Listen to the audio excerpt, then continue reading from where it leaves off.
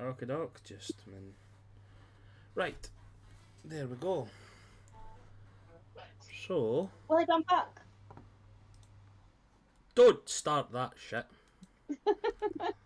Playing up already. It's almost as if we do. It's almost as if we do that every week. So, where we last left off, you guys were at the end of a battle with the giant ancient cave dragon that had taken residence in the remnants of the gate. From from some damage taken previously, the thing was still quite hardy against yous, and with these sacrificial attack from your most beloved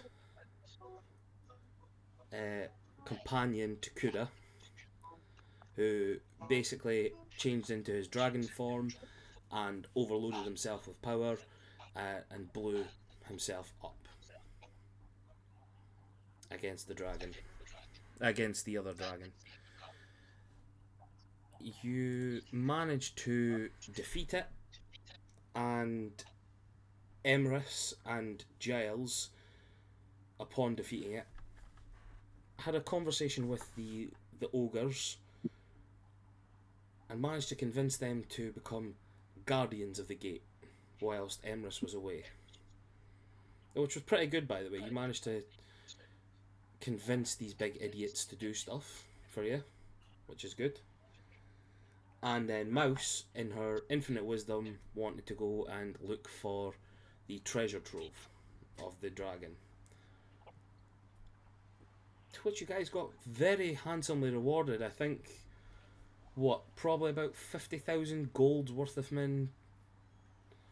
presents each, near enough? Was it? About that. About that. Pardon me. You managed to get stuff together and make your way. Sorry, Sean just did his thing. Are you on Kind cheese? of. I thought you said bum cheeks. I know I did. I thought you shouted bum cheeks there. I was like, what? Then, with a conversation with Mehron, he basically told you guys that with the surge of energy from Kavuki from the previous session, he got a little bit of a power upgrade. And that's mainly because I've not been leveling him up like an idiot. And was able to now cast higher leveled spells. He done one on Stormcrow, managed to dispel the magic on the scar on his head. Unfortunately, the scar is still remained, but the magical link with Killian the Bloodhunter disappeared. As the connection between Stormcrow and Killian was destroyed, Stormcrow had a small vision of Killian raging and the deck of a ship bathed in blood before Killian disappearing. With that little bit of that tidbit of information, you guys used your coins to teleport back to Mags, only to find them blood-eagled in the forge that they shared with Mehron on the ship. Well beyond any form of healing or resurrection. Leaving the room, you guys found the rest of the ship swathed and bathed in blood, guts and gore, with Mike Oxmall hanging from your crane and winch, and the rest of the bodies on the deck basically blood-eagled also. You had one survivor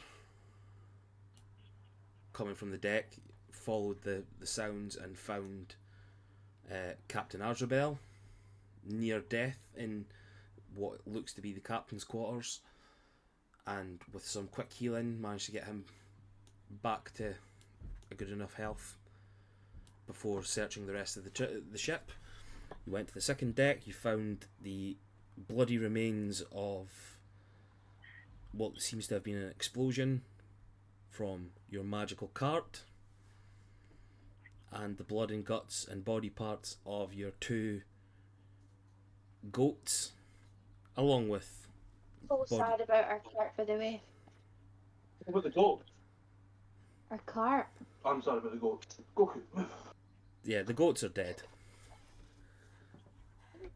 And Yes, also, we know. also there was a few sailors that had died as well on the ship. Meh. I think we did.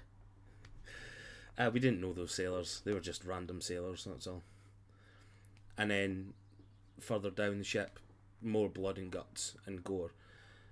But while you were searching, you were looking for the bodies of young Rondok and Ifix Gungson, the squires and sons of Twilks, your favourite companion, who is no longer here.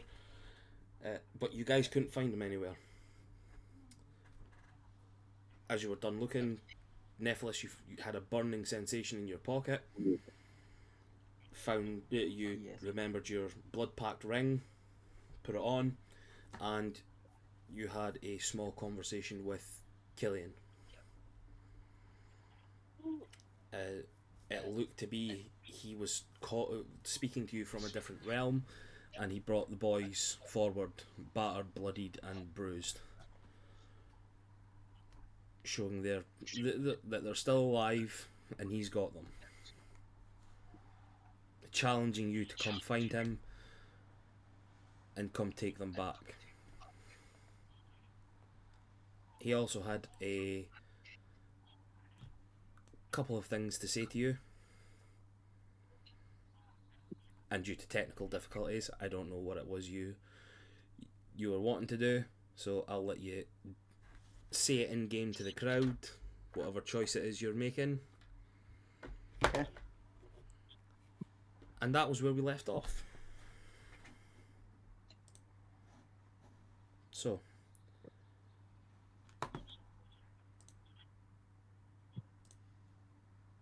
you find yourself. Did anyone?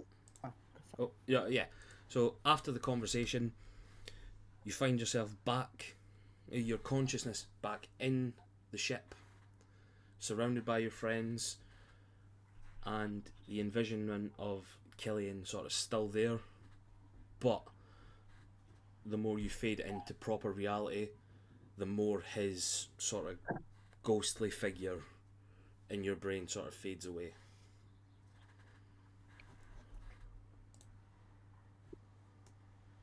Did the other people in the party notice the ring fall? Anybody that wants to have a look, give me an investigation check. What was this an investigation check for? To see if you notice Nephilis's ring. 22. I'll roll an advantage then. 26. 26, 22. Niva's not looking because she's shaking her head at Roder and Gamzee. Why would you be Yeah, shaking your head at... Oh, sorry, Nico. Why would you be shaking your head at Rodan Gamzee? He's just survived. He was hiding, pissed himself, and with his nudie mag. Nobody said he was with his hentai He's mag. He definitely was. Myself. Definitely. That was where he did his nudie mag stuff. Yeah, but still, he had to hide and survive, didn't he? So, if that's everybody, yeah, the ones that, so long as you rolled over a fucking 12, I'd say, when you managed to see sort of Nephilis acting a bit strange, finding the ring, taking the ring out of his pocket, putting it in, and then sort of falling to the bed to have a seat, sort of thing. And then just like his eyes going up into his, rolling into the back of his head, and sort of going into a small trance, essentially. What's up with him? I just say to the group, guys, his eyes are going into the back of his head. That doesn't look normal. Yeah, I'm looking at like Storm and Emerus and Mouse if she's there. Is this normal for him? I'm just sort of Stormcrow just sort of sitting on the desk, just sort of blankly staring into space, just sort of like just can't believe what he's seeing around him. With everyone just dead. Gillian's done. Emrys isn't paying any attention. He's down on one knee doing a prayer for all the people that have died. I'll go over to Neff and just like put my hand on his shoulder and just go, "Are you okay? Can you hear me? Do I get any reaction?" Give me a con save, Neff. Let's just see how. Save. I thought it was going to be me then. No, don't worry. Your save's coming up next. Advantage on concentration. Oh, that's only to maintain spells. Yeah, that's only just to. I mean, that's only if you're Yeah. Not bad. 17. 17. So the effect of the spell, well, the effect of the ring. Pardon me. It's been a long day so far, guys. Yeah, the effect of the ring, sort of, you've used this multiple times over the years. This has been like the second or third time since your long spell of not using it, but your affinity with the sort of magic that goes with this, it hits you and it sort of takes you back a little bit, but then you manage to sort of regain your senses quicker than usual because this has been a couple of times you've used it now, so it's like, right, okay, get yourself through it. Cool, I'm fine. How tall is Nephilis, by the way?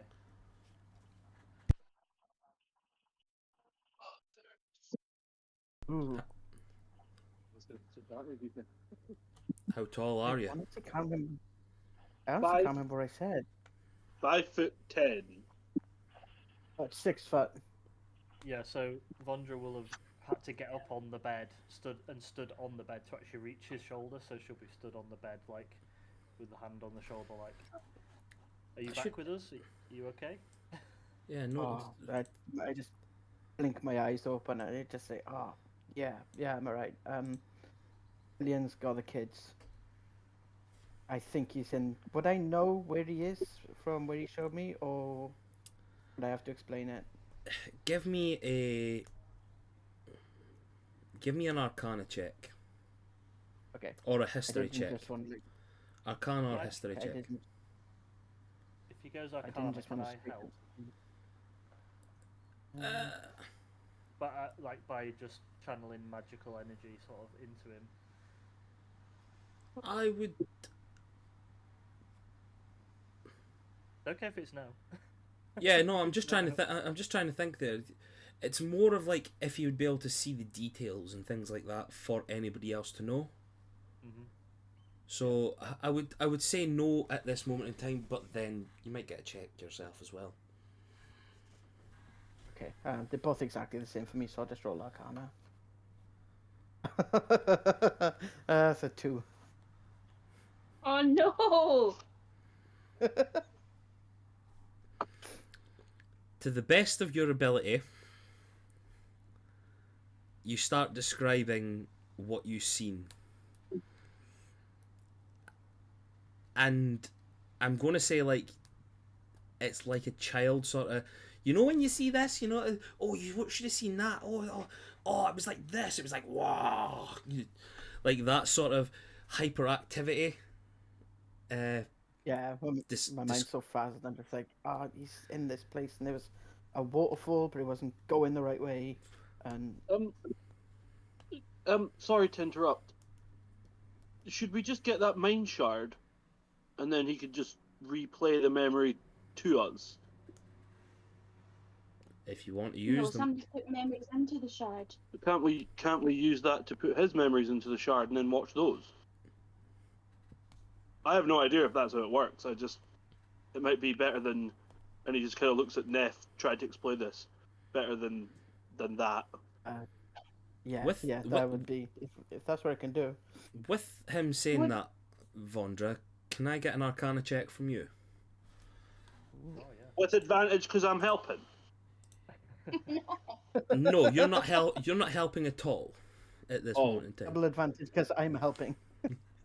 You can have advantage because Mouse is sort of standing there now with her like hands on her chin, like over her mouth. So roll again. Okay. First roll was an 18. Second roll was 22. Yeah. So with that, you two sort of like standing there staring, and then just sort of you catch Mouse's eye,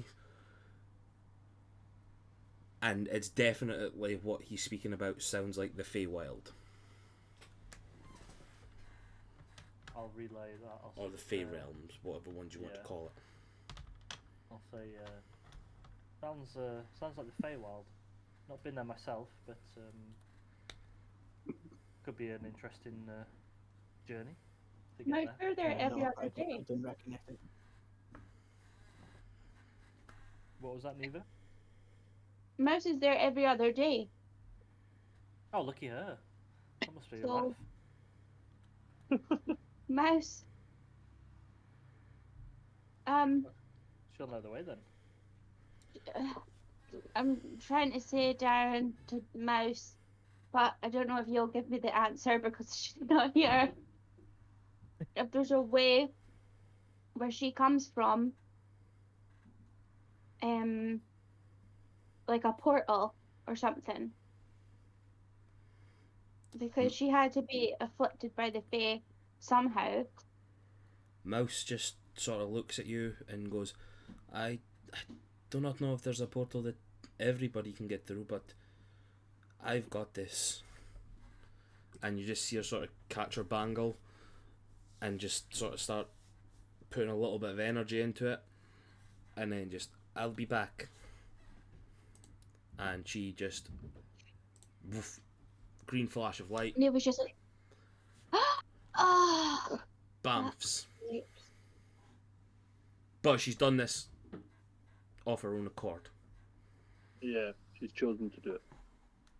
Well, maybe while she's away, she'll find out some way of us getting there.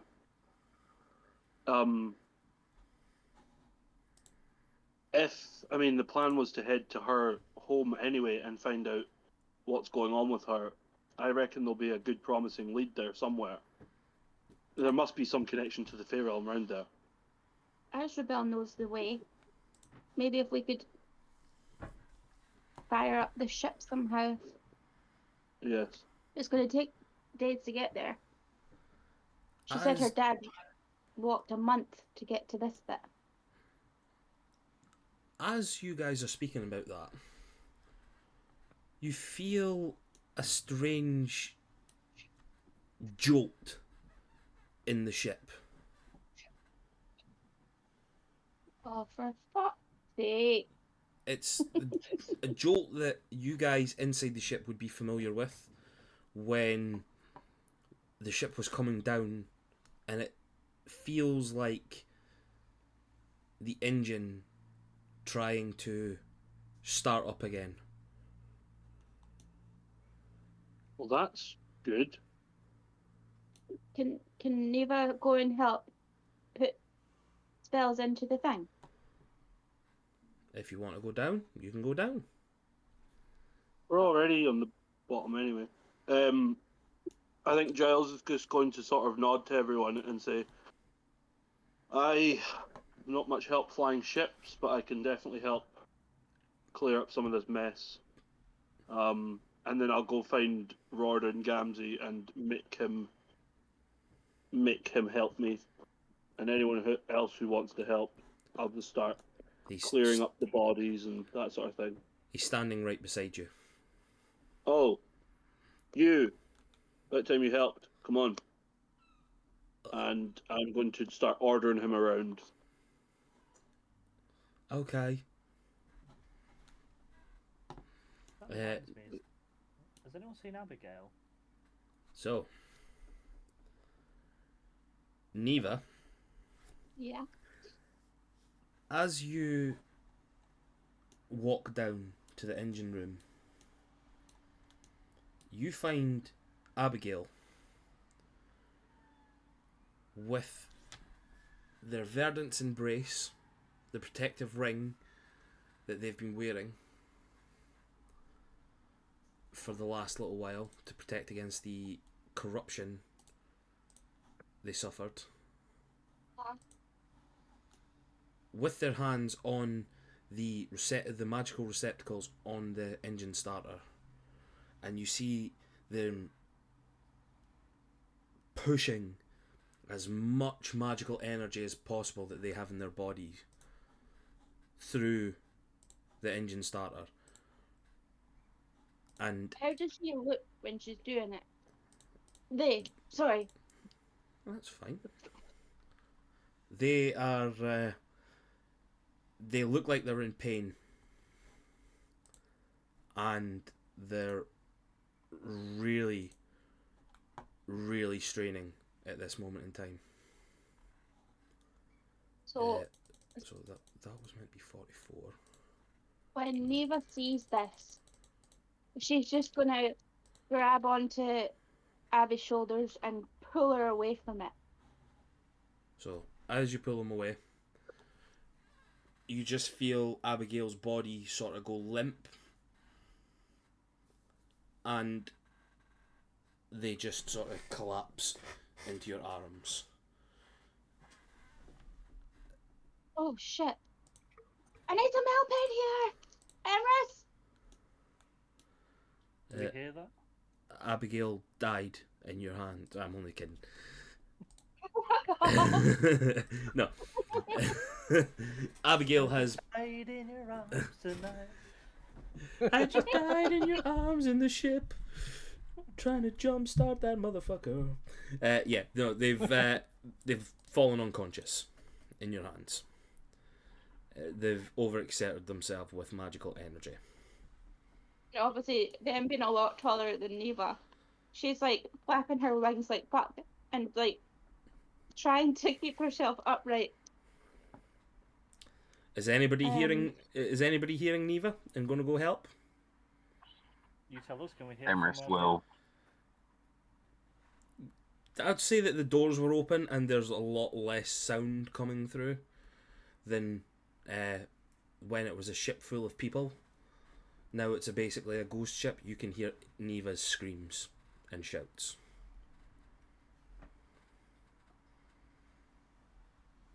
Emrys, in a bit of a panic, will run in, blades like out, not knowing what the fuck's going on.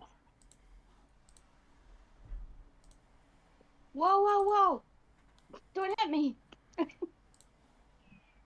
I don't know what she's done, but I just came in and she was raining, putting so much energy into this, and she's taken all her stuff off for the corruption, and oh, it's dreadful. No, she's fallen unconscious when I took her away from it.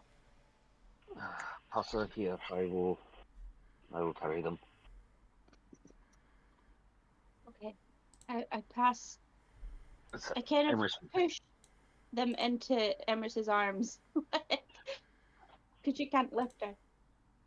Emrys Then- will lift them up and kind of throw them over the shoulder in kind of like a fireman carry / Samoa drop sort of position.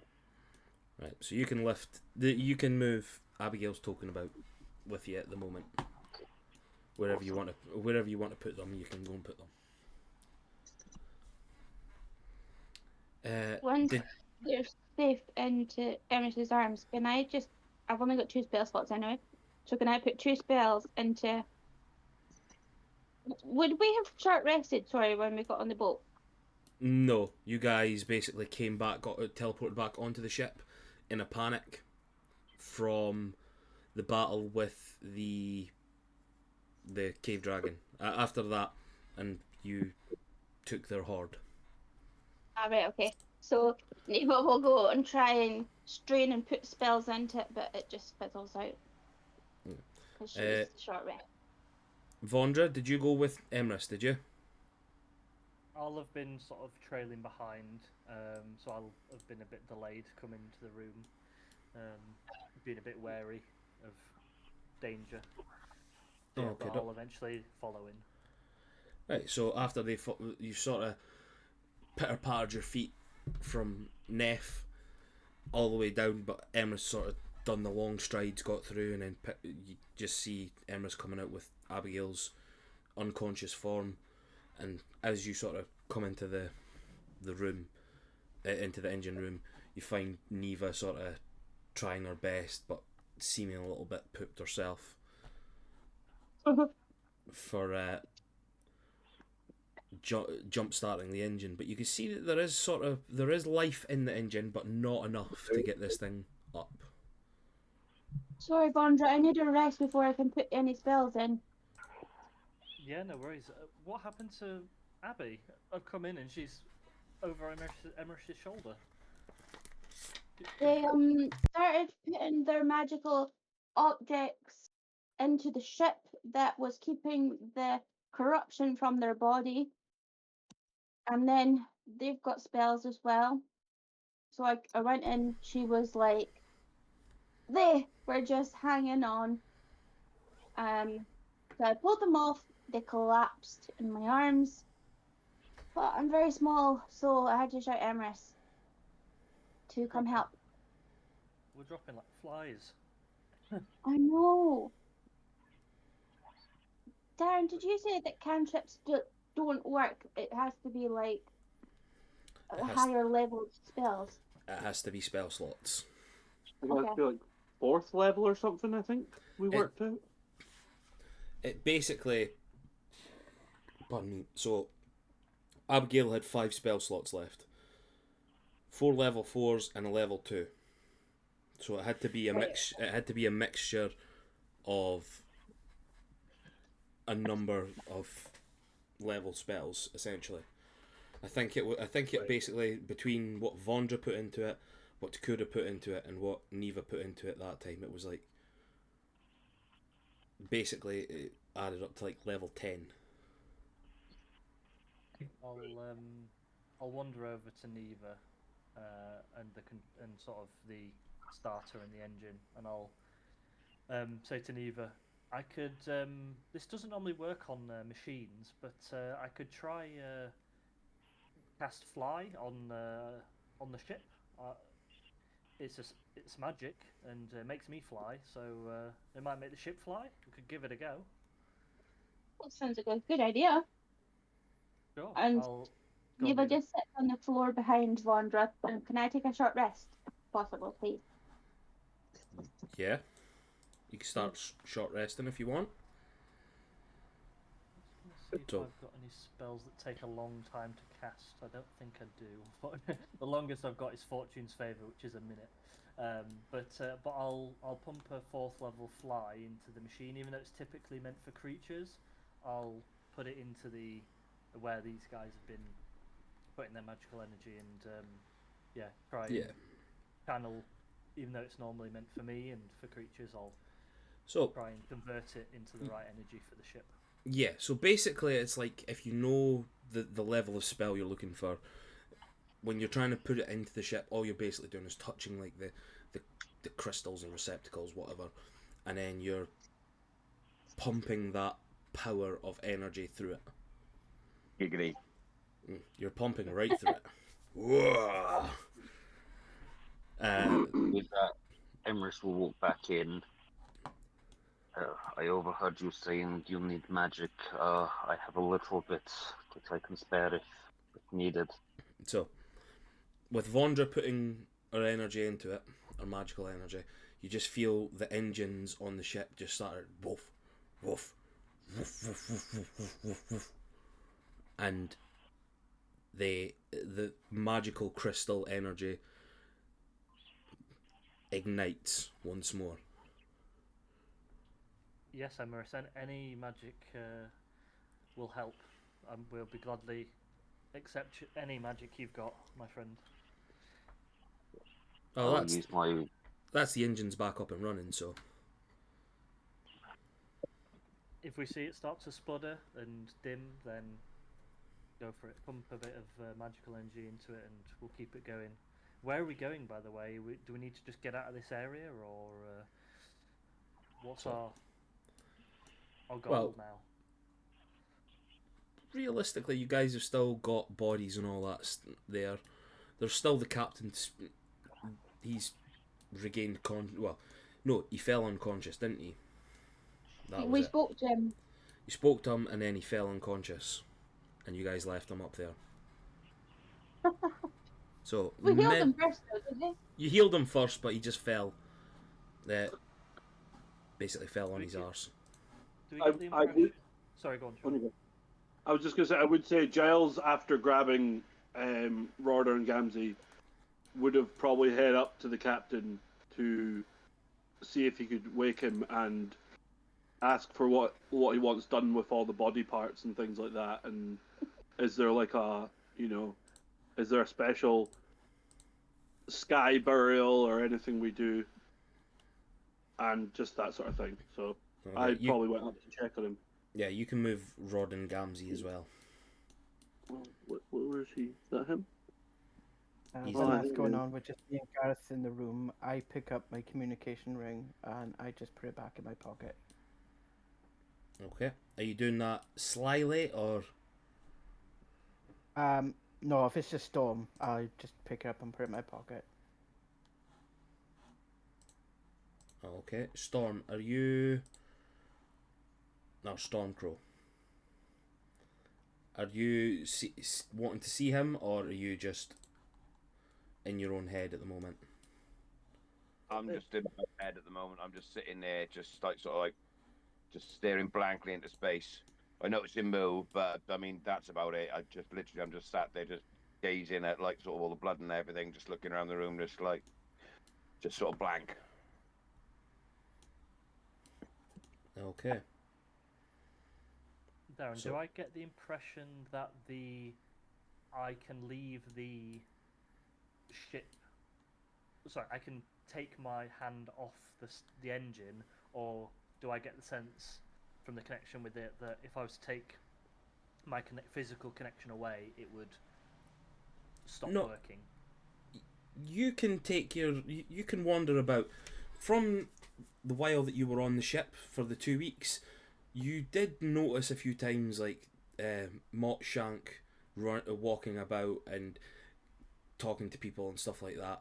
He did make his presence known on the ship to people. Okay. So it's mostly like it was his job to come down and check, and then when it was getting to a point in time where we're needing a bit of a boost, boom, that was his job.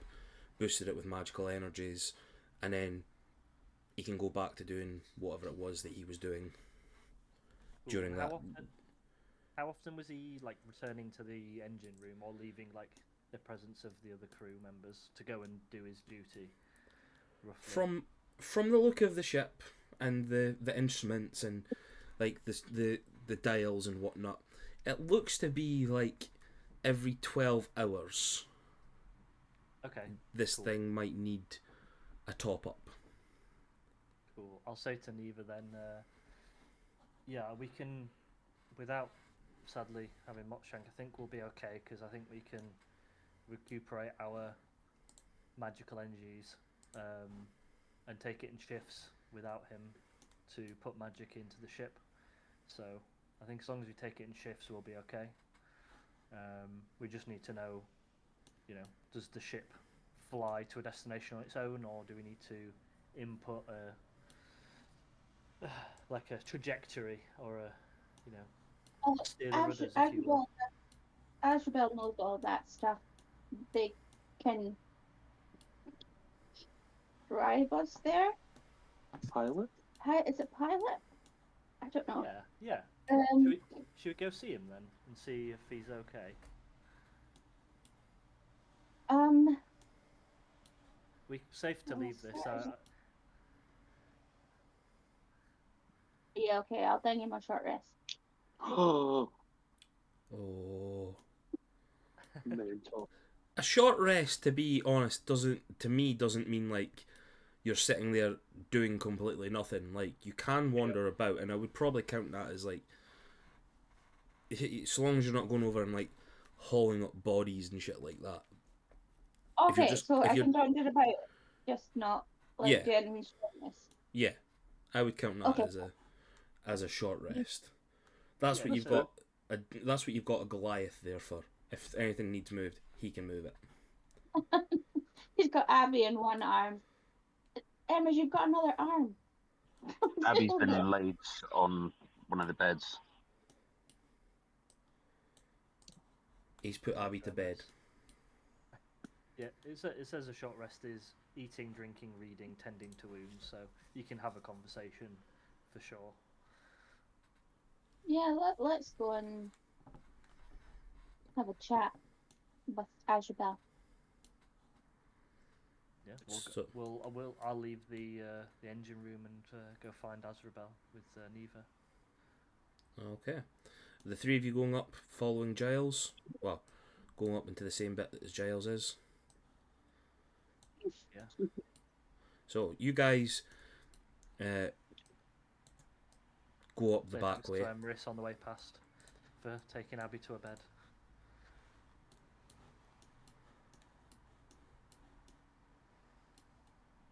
You're that short compared to him. He doesn't hear you apparently. The weather must be nice up there, my friend. He's just looking around like, like, The bugs are loud today. yes. I'm assuming the cubs are getting to him. Yeah, so you guys come up the stairs and you see Giles, for some reason, standing on a table, looking over.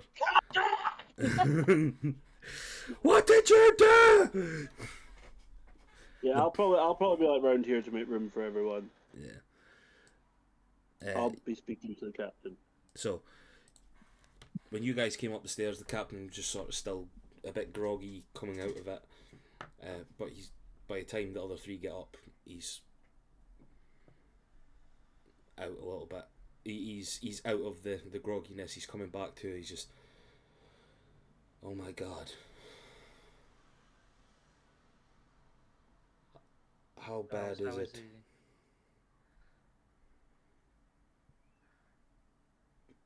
How bad was everything? I'll be honest with you, Captain. It's not good. But The cook survived. the cook survived. Listen, honestly, right now though, we have other concerns. It seems that you guys got the ship flying again. So, the engines have started. The crystals are crystalline, emitting their powers. It just needs the captain to take off and do whatever it is he needs to do with it. So I'll say we can deal with this once we're, flying, and I don't know how it works, but right now we need you to get the ship moving. We'll head to the same place we're going. We have reason to believe it'll lead us to where we need to go, but right now we're kind of a sitting target at the moment.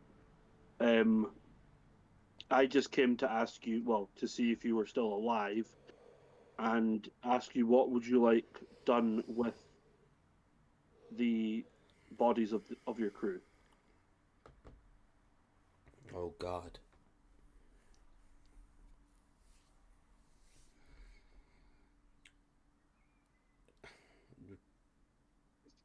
We can't bury them, can we? I don't think we'll have time. the sooner we're in the sky, the better. We'll probably need to burn them. Okay. Where would you like us to gather the bodies for this burning? Forge. The forge? Well, that's where Max is. Ugh. I mean, Probably burn them I on the guess that would- sands. on the sands. Well, I don't think we could get all those bodies into the forge, to be honest. No. It's just We could do a fireball on them.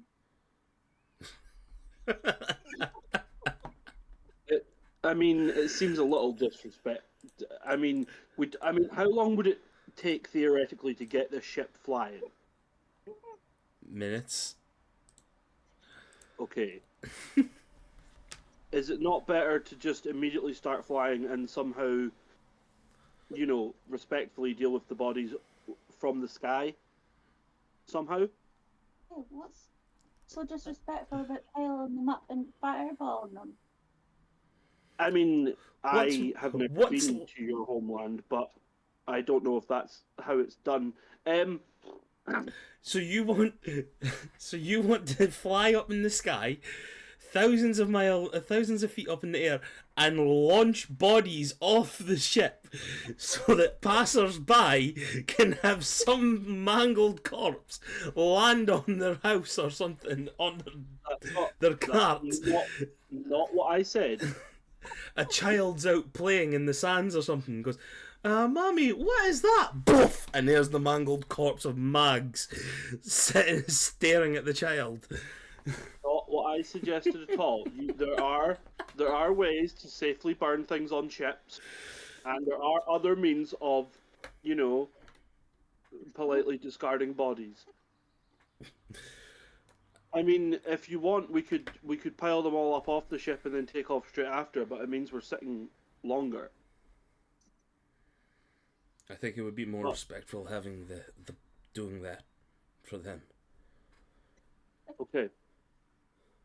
As long as we're not fireballing them, that feels disrespectful. But that's a large amount of fire to cover all the bodies. Yeah, to be honest, and it sounds efficient. Okay, then I guess all of us who are spare should go and do that right now, as quick as possible. She's just doing that, that thing like nodding her head at Giles, like, cheek of him. Check the state of him. Saying that about me, I just can't get that image out my head. Honestly, ship flying up the sky, just launching bodies off the side. Like, see ya. What I would suggest. I know, What but I it, would suggest. The way you said it did sound like that. Yeah, no, that Ramala would suggest that. Giles wouldn't. I genuinely had to mute my mic to stop me laughing so much over both of those suggestions. Yeah. I just pictured that image of you said like some poor bastard just walking outside his house and all of a sudden get twatted with a minotaur. They're all blood eagles as well. No, they're not. It was just Mags that was blood eagled, I think. And And my You God. might be able to play them. well, Oh Yeah. shit! Yeah, of course. Yeah. Sorry, darling, just knocked over the house. Oh, first eagle of the season. Ah! getting crushed by a minotaur that's been blood eagled, to move the minotaur's body, to find his identification on him, and his name is Mike Oxmall. That just would have been a really disrespectful day, that one. The local constabulary would have had a field day. Minotaur pizza, anyone? Oh, But yeah, Giles is just going to get into work mode and start gathering up the bodies and, taking them off the ship and making a funeral pyre, and he's very much wanting to keep himself busy. so I'll say that as Captain Azrael sort of regaining his consciousness and like coming out of this haze, he's sort of moves his way upstairs to the captain's deck and starts doing what he's doing, doing what he does to get the ship ready for takeoff. With a lot of the bodies being up on the upper deck anyway,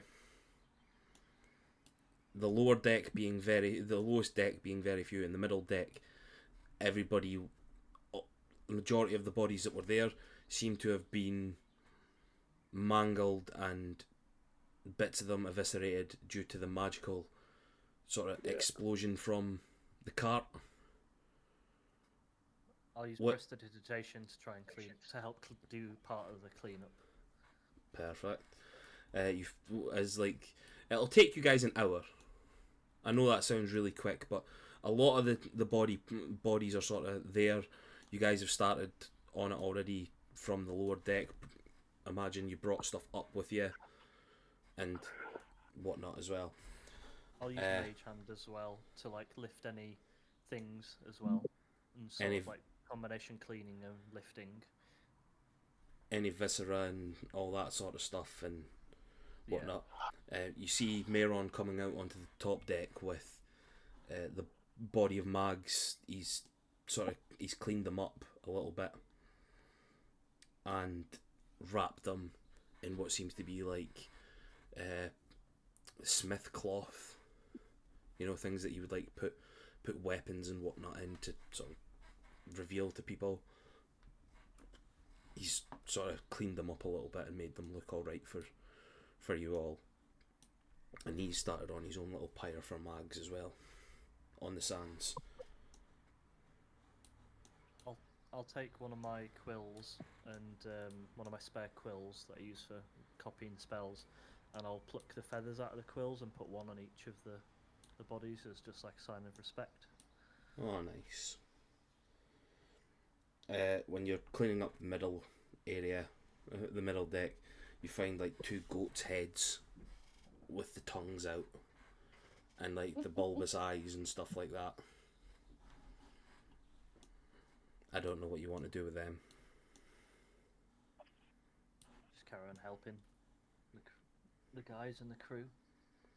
Get them all into one place. During the cleanup, Neva's just gonna like wander out, and then her eyes is gonna go dazed, and she's just gonna start patting the arm of whoever's next to her, and just be like, "Oh my god, Mouse is away, probably to the Fae Realm. Can we use our tokens to bamf to Mouse?" We could, but then we would leave nobody to power the ship for Azrael. Unless we get Azrael somewhere safe first, and the rest of the crew, and then do that. But that's a really genius idea. So, Would that work, Darren? Might not go across planes. as you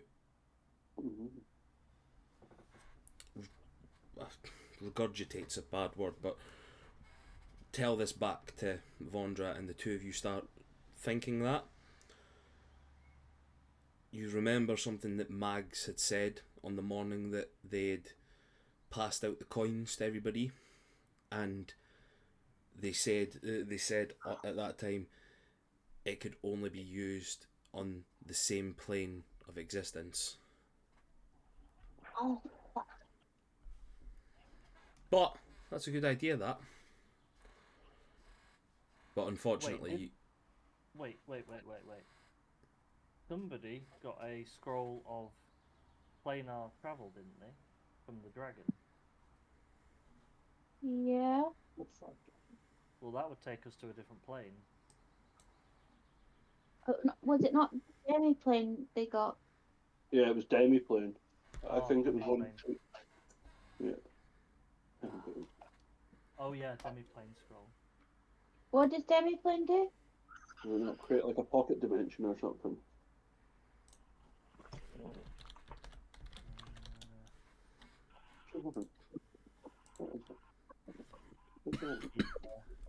You're right.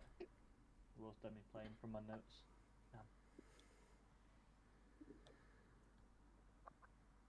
Yeah, it just basically makes a small pocket dimension sort of for you to put stuff in. Yeah, that was what I got. And I think with the level that was, that's an 8th level spell. I think using that spell at this moment in time would affect you a little bit with how powerful it is. I know it's already on a spell scroll, but the effects of it, I think, would probably screw you guys over a little bit. Especially if you're going to a different plane. Oh well, it's just a thought, Vondra. No, good thinking, Neva. It's better than any idea I've come up with. We'll keep thinking. We'll think of something. Are the bodies ready for burning? Yeah, so an hour goes past. The bodies are all sort of piled up outside. Sort of like all the no-name sailors that you never got to know. They're all sort of piled up. You see Captain Asbel over there does like a small prayer and he sort of chucks a torch onto the bodies. Woof, lights up. Does the same for Mike and the body of Evelyn, or whatever I called her before. I keep forgetting her name. Evelyn, yeah. Was The it elf Evelyn? girl. Evelyn was the elf girl, yeah. Yes. Mm. Good memory from about 3 weeks ago. Woohoo. The one that got feared. She was going to be Stormcrow's conquest, but that never happened. Yeah, so you guys, they chuck it, but the last pyre that seems to be there is Mag's body all wrapped up, and Mayron sort of standing over, doing a small prayer himself. You guys can go over and say anything, do anything you want just before he lights it up on fire.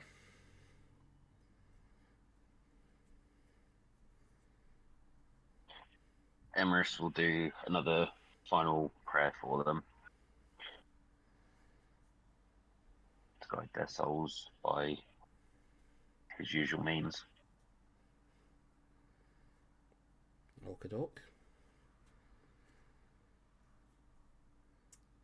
Mayron just sort of seeing all you guys around, giving your thanks, whatnot. Sees Emrys praying his usual prayers, just sort of takes that as a sign. Takes his hands, sets the pyre on fire. I'm good at rhyming. And the bodies take. You all jump back on the ship, and Azrael does what he needs to do. You feel surge and a rumble underneath your feet, and the ship just, you see, starts slowly taking up to the sky and starts taking off from where you crash landed.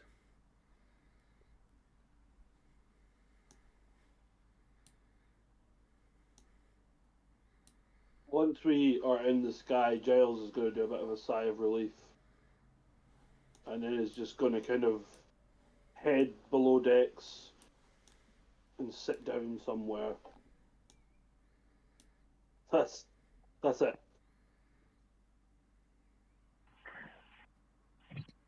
Is there anything Above else? table, would Emrys know that he has potions of longevity, the ones that he found? Would he know what they are?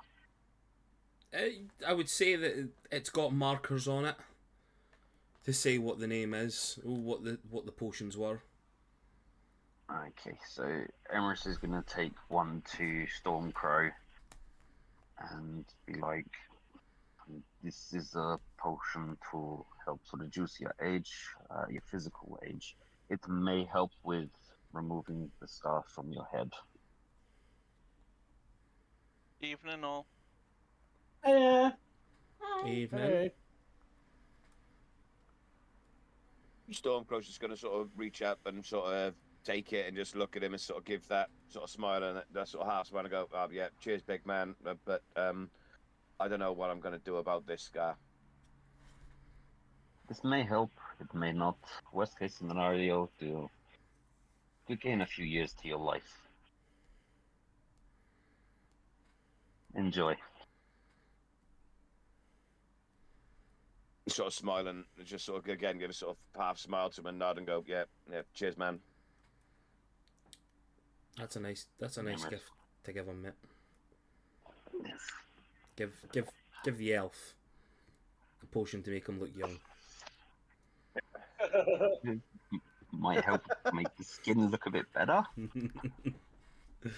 No, I would say that the potion for that, it would just sort of help like keep wrinkles away and stuff like that, and keep the greys out. Like the scar itself would probably need like something majorly done to it. This is Emrys, who doesn't really know much about what it does, other than it makes you a bit younger. It's just Emrys being a nice guy. Yep. Which is good. He's a lovely boy, that Emrys. So, is there anything else anybody would like to do? Oh, actually, can Giles take one of these rooms as his bedroom? If you want, yeah. I'll ask the captain and stuff first, but I'm going to take one of the rooms, and he's just going to like go in, like once all the work is done, he's going to go in there, and still very much in like, work mode. He'll start, systematically taking his armor off and hanging up his glaive and all that stuff. And once he's like sat on the bed and in nothing but his underwear, he's just going to start crying. Oh, And that'll be him for the night though. He'll just cry and then eventually go to sleep. Aww. sad. Hmm. All because of Abby. It's all Abby's fault. But no, like obviously the memories of the Blood Eagles and what happened to his squire all those years ago, and the fact that his new squires have now been taken to Kuda, just the rest of the crew in general, it's been, and then the realization that everyone he ever knew or loved is 3,000 years dead and he doesn't fit in this world anymore. All that shit basically is all just hitting him at once now. So, yeah. Aw. Yeah, you're more than welcome to sit down, relax, and have a good cry to yourself. It's a big loud ugly crying. No, Yeah. he is crying as silently as possible. He's just silently weeping into his pillow. Give me a Constitution saving throw for that. Oh. No. Nephilis has just been sat in the same room as Stormcrow all this time with his head in his hands sort of hunched forward. Sort of near Stormcrow, but not on the same thing he's sitting on. Just not being able to process it. He's only been back for like, what, a day, and all this shit has gone down. 23. 23. Yeah, you can sit and silently cry on that. Yay. Then I shut up. Everyone wants And- to hear you. No, no one knows he's crying. Everyone still thinks he's just an arsehole that doesn't care. And Nephilis, yeah, you could sort of be sitting there and just like reflecting on everything, reflecting on the horror that's been like that's happened in the last few hours. It's not even been 24 hours. It's been something like fucking like 8 hours or something. I was going to say about 10, yeah, that makes sense. Everything that you walked in on a murder case to find that a lot of shit happened. You've come back to this, and then you've also like fought a dragon as well, like an ancient dragon, and dealt with all that stuff. Like, this is, for everybody, this is going to be an emotional time. So everybody can have a long rest, if that's Yay! if that's everything for everyone. Neville will put a spell into the thing before she goes to sleep. Oh, okay. What level are you putting it in at? What level are my spells now? I think the fourth, aren't they? 4th level. So chucking a 4th level spell into it, see it sort of the small meter that there was, the small amount that was off of it, boosted all the way back up. You've probably added an extra 2 or 3 hours onto the engine time with that. So will it last all night, or should I put another one in? No, it'll last all night. It's about 12 hours that it takes for this to start. Yeah. Right, okay. All night long, all night. All night. All night long. All night. So obviously we've got the ship up and running. Anything else important I've missed in the past sort of first third? Abigail. Yeah, Max is dead. Yeah. I Abigail. hate you. Abigail Someone put. wanted to body over the side. What was that? Someone wanted to throw their body over the side on fire. Yeah. No. The bodies weren't on fire at the time. It was just chucking the bodies overboard. That's Not what I said. It's not what I said. It was. It's not what I said. It was. It's what you all took it to mean. It's not what I said. It was. So I was that- thinking about gathering up some rocks, building a pyre on the deck of the ship, and burning them there. So Burning that the ship. explains the Neva's crematorium joke in the Discord chat then. Yeah. So it's going to start raining men. Yes, that's what that is in reference to as well. Yeah, basically, Abigail. We've done what you discussed. Abigail put the remaining charges, like spell slots that they had. I've removed the 12 points, Fab.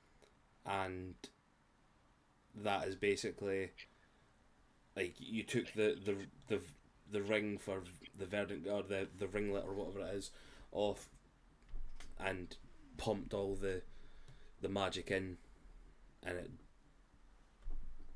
it's as you sort of like wake up from your unconscious state, you sort of look over and you see that the corruption has spread more down your arm and along your chest and back area, so it's now like a weird birthmark sort of grown over.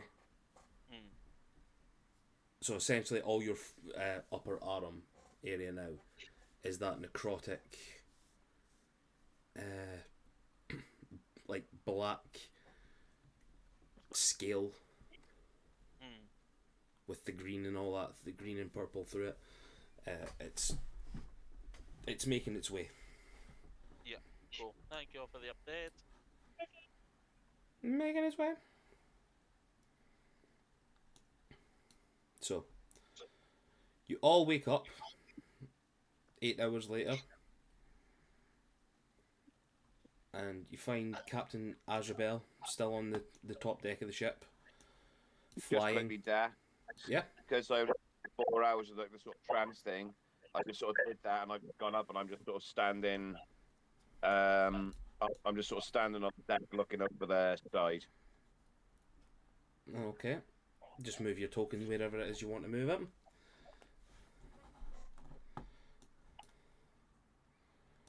So if you want to move everybody up onto deck.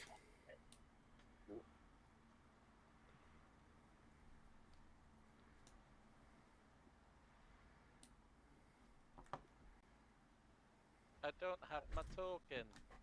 Oh, sorry, I forgot. Yes. I gave Emrys it because Emrys moved carried your body over for you. All good. Sorry, I chucked your token into the library bit, Byron. He's putting his chickens away. Oh, is he putting You got chickens chicken? away? Well, he just said he's putting his chickens away. No, I think he said So- he was off to choke his chicken. I don't know if it's like cooked chicken or like actual chickens. I hope he's that's not when he choking his returns. chicken. Was all that crematorium talk set him off? In the morning, Neville will go and knock on Giles's door quietly. Yeah, he'll come over to the door in his boxers and unlock the door and be, oh, good morning. Neva's eyebrows will raise if she has eyebrows. Oh Like, God. good looking older man. Um, you all right? Yes, I'm fine. Obviously, I'm worried about the Gungson boys. But we know what our path is, and we'll stick to it. We'll get them back. We will. I Do you want to have a shot of Steve? a shot of the owl. Yeah. He's a good companion. Oh, no. Thank you, Neva. I'm fine. Her shoulders are dropped. Like, in her mind, it's like, this was my way of comforting him, and he's rejected it. That's fine, I guess. I'm Do you say heading that? up. Do you say that passive aggressively there? Okay, Yeah. that's fine. Feel like I'm Yeah. I'm heading up to the deck to see what I can do to help. I also think once, maybe tonight or something, we should all have a drink and decompress, and maybe we can all speak to each other. Yeah. Quite a lot has gone down. Yeah, I mean, it'd be good if Mouse gets back by then. Yes, it seems a lot hinges on her. Thank you for offering the owl. I don't know why, but you did that, but I appreciate it anyway, Right, okay. right? I'll see ya. And she'll like tap the door on her way out, like a passive This- aggressive. Done on this- wood. The sexual tension between Neva and Giles it's fucking palpable. Giles frowned and kind of, like, as he's closed the door, just shakes his head as she's walking away, just like, that was really weird. Then goes in and just, almost ritually putting his armor on and all the usual shit. And Yeah. she's walking away, and she's just like holding Steve, like, it's okay, Steve. You're wanted by me. Fuck, Oh. fuck him, Steve.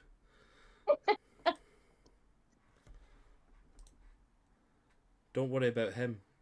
I'll love you, Steve.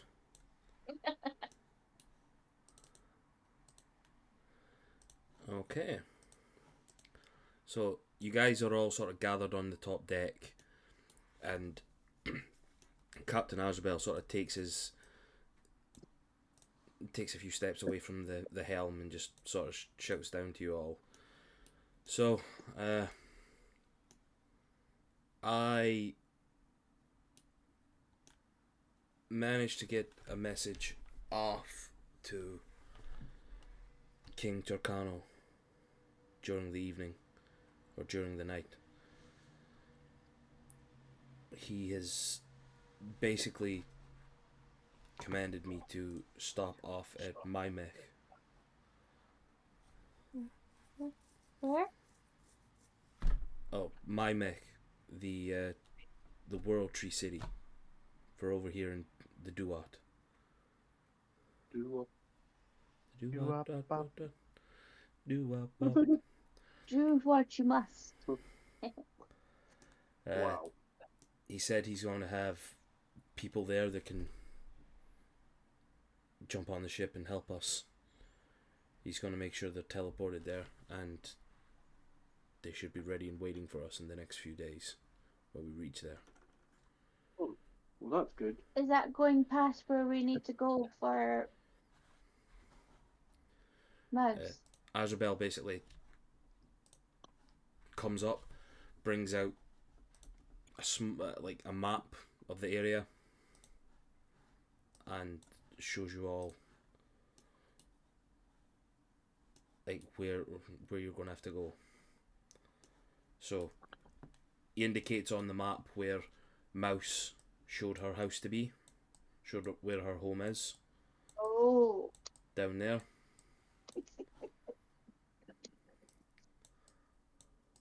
And then that's Mymech, the World Tree City of this continent.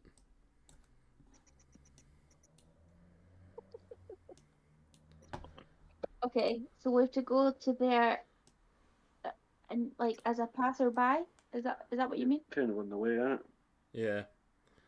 Basically, like, it's a 700-mile trip to the house. You've got to stop off there to basically recharge and refuel and resupply even. And that'll give you guys a chance to do whatever it is you want to do as well. Okay. And that's basically all that the king has said on this matter. He's going to get us some security, some soldiers to defend should we need it. We thought that having a small crew before would keep us out of the line of sight of everything, but failed to realize the importance of everybody here to that Killian. From what I've seen, to be honest, if Killian does show up again, it might be a waste of soldiers. I don't think any amount of regular soldiers will have any chance against him. Look what he did to this place. He broke our magical carriage. Yeah, I was sad about the carriage. I'd never seen anything like it. And my books were in there.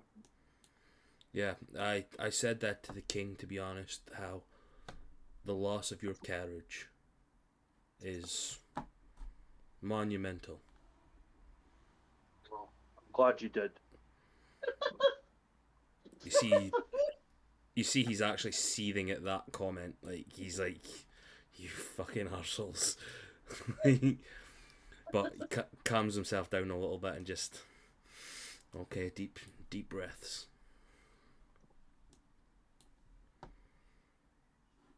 I really wanted to say something there, but I'm Giles and not Romala, so I'm not going to. But you're still a The troll yourself, Romala Sean. impulses are... If Romala was there, he would have been like, you can replace a crew, but you can't replace a carriage.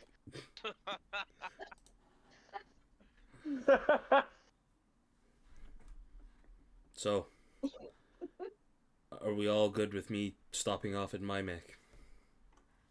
Yeah. Yeah.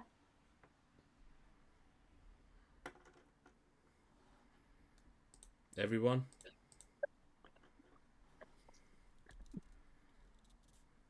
Stormcrow just sort of waves his hand, just like, and gives a thumbs up, and sort of go, "Yep." Yes, this is good with me. Abby gives a half nod, but is still sort of in a world of their own, processing, well, everything. Chicken Chaser, are you back? Jesus Christ. It's a Fable reference, guys. I was literally just going to say that. It is a Fable reference. Yes, it's a Fable reference. We are playing a... Chicken chaser. You've got a chicken chaser. He still chokes them at the end, though, when he catches them. Aww. You had to take it that far, didn't you? But that's what your hero gets called in Fable, Chicken Chaser. Yeah, you get Chicken Chaser, but not Chicken Choker. Yeah. That's only the special occasion, like Sunday dinner. So, Azrael just sort of nods to everyone. Right, we've got a destination then. And hopefully within that time, Lady Mouse will return.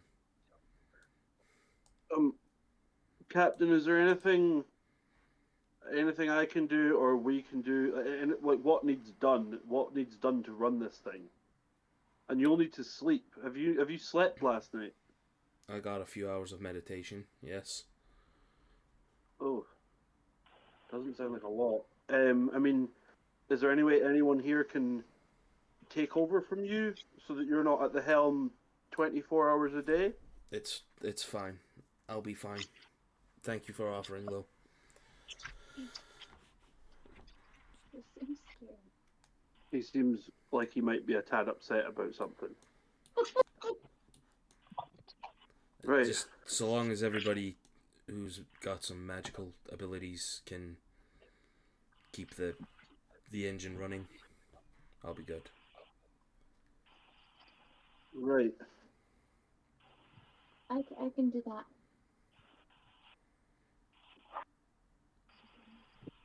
He just sort of looks at everyone and just sort of... If there is anybody who wants to learn how to take a quick flying lesson, I will allow it. He seems too scary I to like ask for one. I take like the butt of my glaive and then just kind of slip it behind Stormcrow and then just nudge him forward. Fuck, how long is the glaive? Oh, well, I figured we'd all be standing around by the captain to have this conversation. I imagine You're all sort of scattered on the deck, and he's shouting it over to you. we're all shouting this conversation. Oh! What is it you're thinking about? Stormcrow's about to try and have a conversation with Neff, but you know. Well, okay, I won't do that then. He's just like, I'll show you all when you need it. I think Stormcrow said that he was quite interested in learning how to fly this thing. He said something about being a crow and how crows fly and how he would love to fly like a crow, but a ship would do. A sky ship. That's what he said. Make a deception check on that one. It's such a Ramallah thing to say. You are like falling into Ramallah-esque territory here. I'm falling to Ramallah habits. It's a problem. 11. 11. Unfortunately, unlike Ramallah, I'm not very good at deception check. Hold on. Let's get Azrael here to roll an insight. 10 seconds, guys. Oh, he rolled an 11, but it's a +2, so you got a 13 there. Nice. So he sees through Giles's lies and trickery and just sort of doesn't even go by it now. Just, yeah, okay, that's fine. Neff and Storm, you guys were wanting to have a chat? Yeah. So when we're standing at the top of the deck together, I said to Neff, said, sorry, I never got the chance to tell you something before with everything that went on there. When Killian did this to me, I sort of rubbed the scar. I go, he gave me a message for you. Sorry, man, I never got the chance to tell you before with everything that happened. But he said, Oh, it's tell fun. Neff, What do you... tell Neff I said, he's waiting in the home that he promised me, the home that we dreamt of having together, and the one you stole from him. I don't know what it means, but that was what he told me to say to you when I saw it. The next time I saw you, obviously, I don't know what that means anything to you, but that was before all this. I mean, I don't know where the fuck he is now.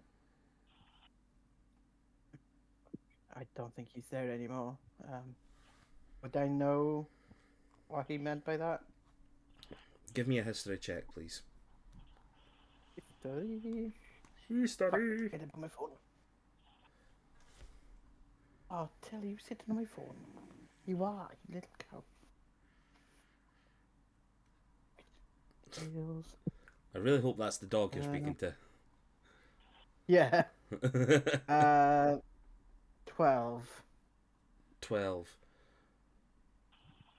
Parts of what Stormcrow said do hit home. You remember conversations with Killian back in the day. And speaking of what you guys were going to do when you can leave where you were brought up, Yeah. and what you guys were planning on doing, being adventurers, and childhood conversations just sort of flood. They're not flooding back, but there is sort of bits you're like, wait a minute, we did speak about stuff like this at one point, but it's not fully hitting all the synapses. Okay.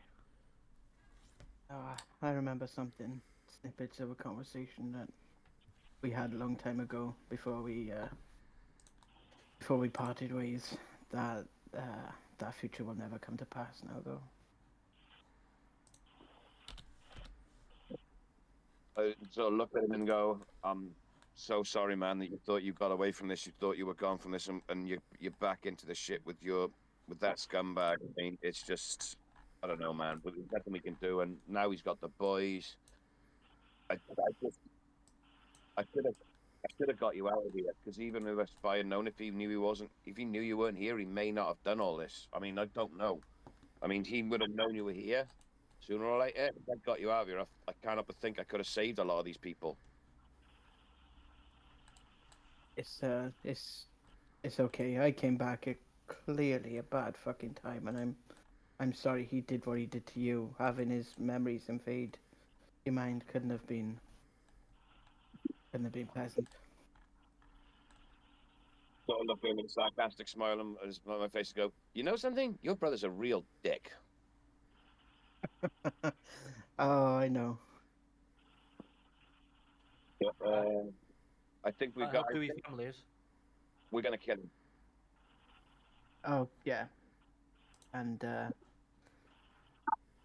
I'm gonna be the one to do it. I know there's a lot of people here. Sort of like give him a quick hug and go, well, I suppose we gotta go and see what the rest of this is going, because knowing what half of these people are like, we'll end up flying into a fucking mountain. Yeah, this is true. Yeah. One is. Which one's not there? Okay. So Vondra, you now have a new nickname. Okay. We've give you a Fable nickname, and you're now the Chicken Chaser. Love it.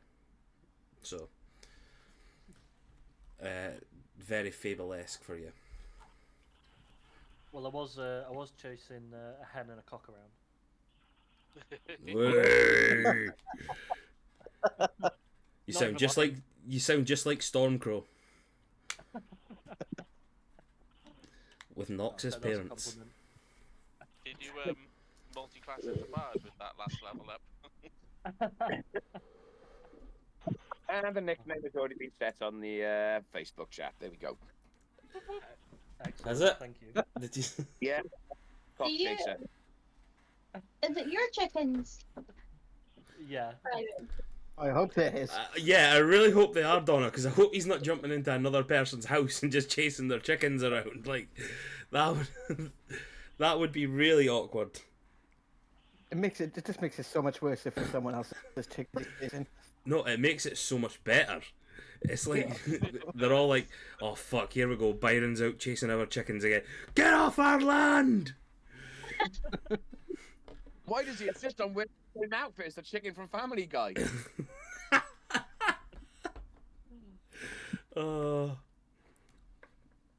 So they're your chickens, yeah. Yeah, that's correct. I really need clarification now. They are now. They are now. Yeah. You fuck it, it's yours. I mean, what? That's some Dundee law right there. That's a Dundee marriage. Time to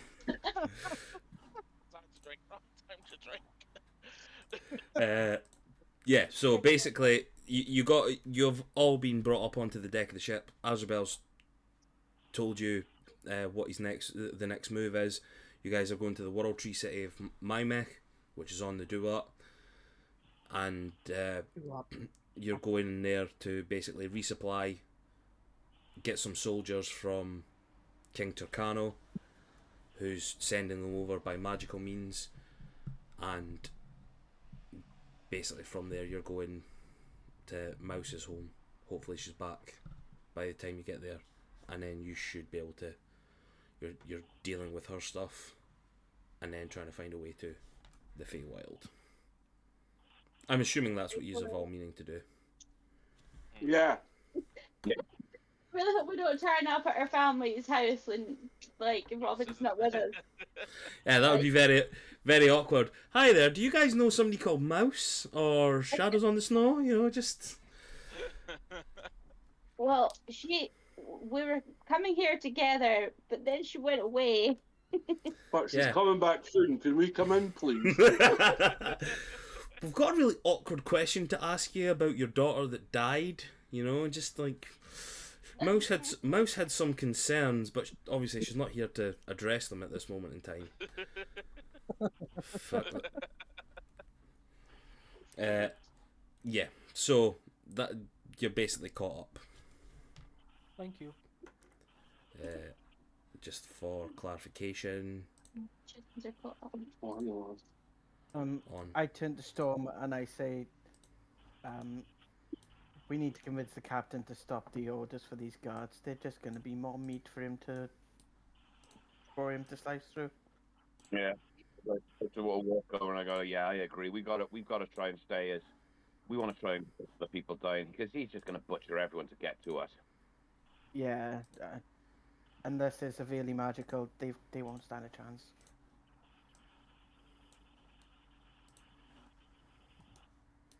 So we're going to go up to the sort of the clearing house or whatever the hell we're calling it for the airship.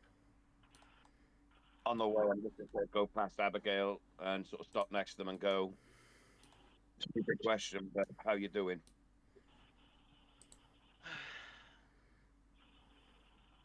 You're right, that is a pretty fucking stupid question. Oh, I love that. Sassy. Yeah, I love it. We're never gonna get them back. We don't know where the fucker is.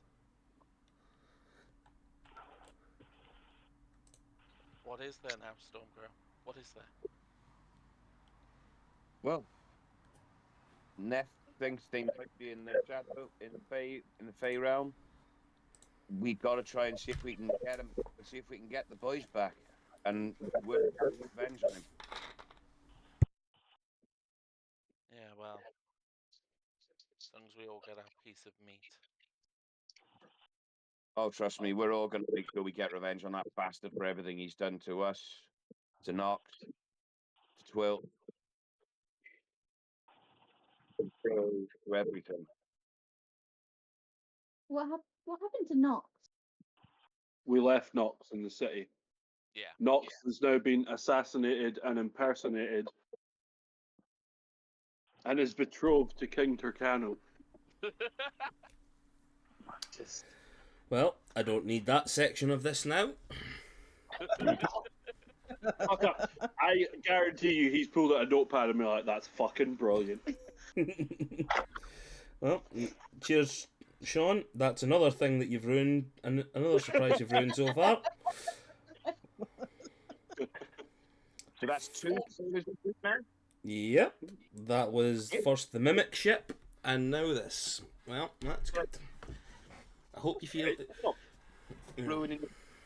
Well, you were going to watch tomorrow. Oh, well done, Sean. You're on a roll. It's not bad, 50 sessions. I've only ruined things majorly twice. Yeah. Such a I thought I'd be in the teens by now. such a sad little life. Such a sad little life. Yeah, that's what this is really about.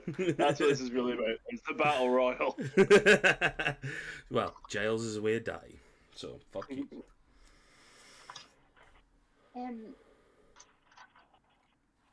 Neva's floating about. I've not moved my token because she's just everywhere. But she's just gonna kind of go up to a cluster of people and go, I don't know where Mouse's family's house is, but is it worth leaving the ship in my bed? What's it called, Darren? My mech. M-Y... My mech.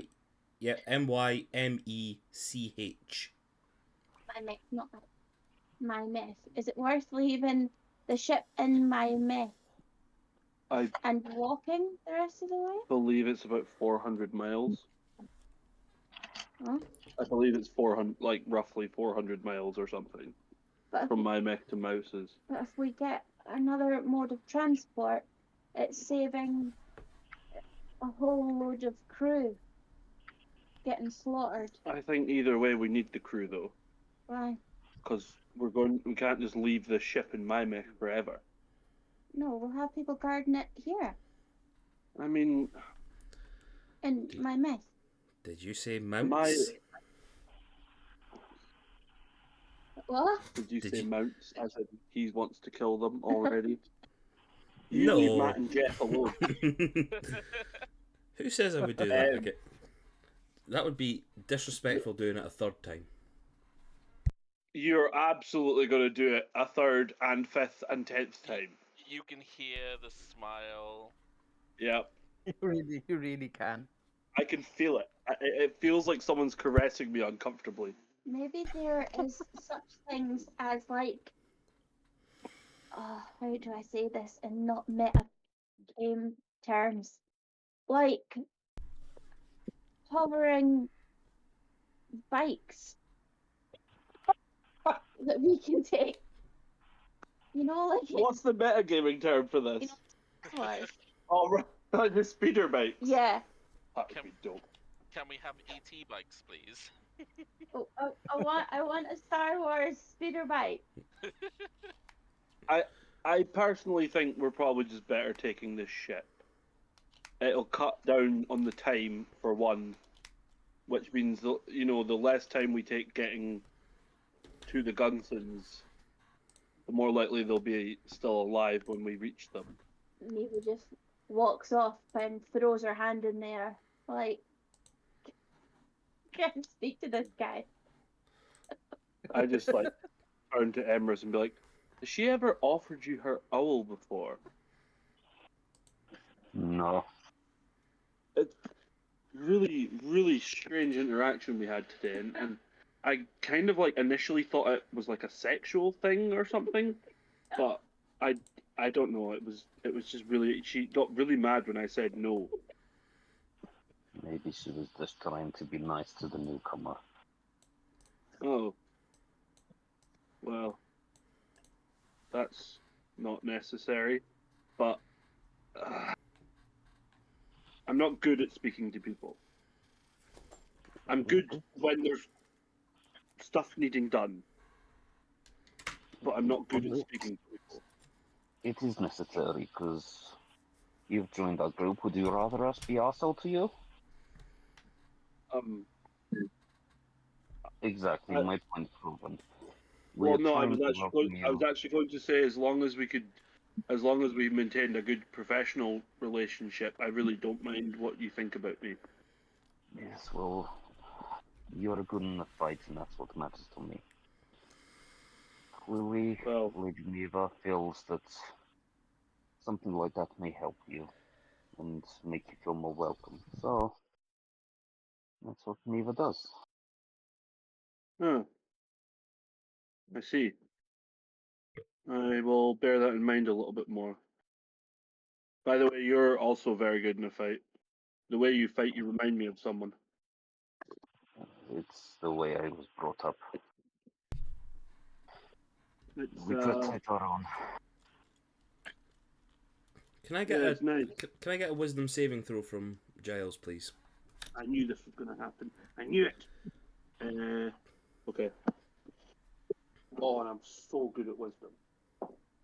You're really good at it. Oh my god, shut your face. I actually did really well. Shut your face. Shut your face. Sorry. 18.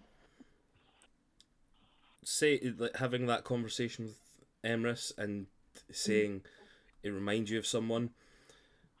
A flashback crosses your mind, traveling with your group of Inquisitors and a large orc gentleman with this strange axe. His training techniques,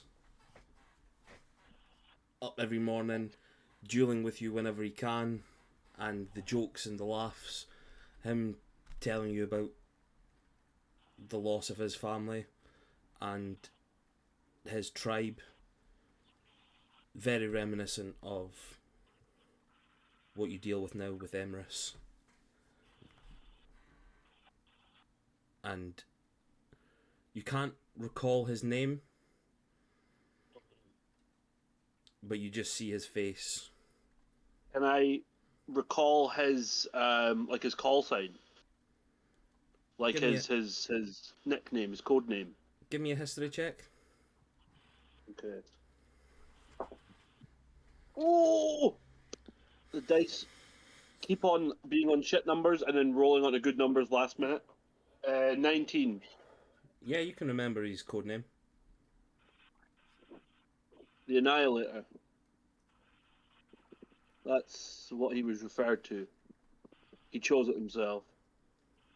Big dumb. But he was like a brother to me. And he fought. I'm glad you remember his fucking code name because I forgot. Oh, I took them all. I took notes of them all. Did you? Because I knew this would come up, yeah, eventually. But yeah, no, I just say, the way I trusted him to stand next to me in battle, I feel the same way with you. I know I can leave my back exposed when you're guarding it. And I hope you feel the same way. I do, and we should have chat some time about your past. It sounds like it was quite an interesting story.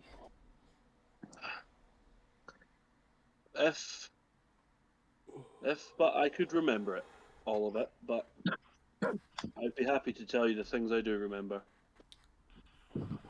Well, we will, when we get to my neck, we will find somewhere to get some ale and have a drink and recall some old war stories. I would like that. And then you see Giles kind of after like sharing this much just goes, so Geddy, shut the fuck up. Did you That's hear an that? unusual thing to think. Did you hear him though? I had like. Yeah, that's him. When you start petting him, he just starts acting as if you're fighting him and starts going.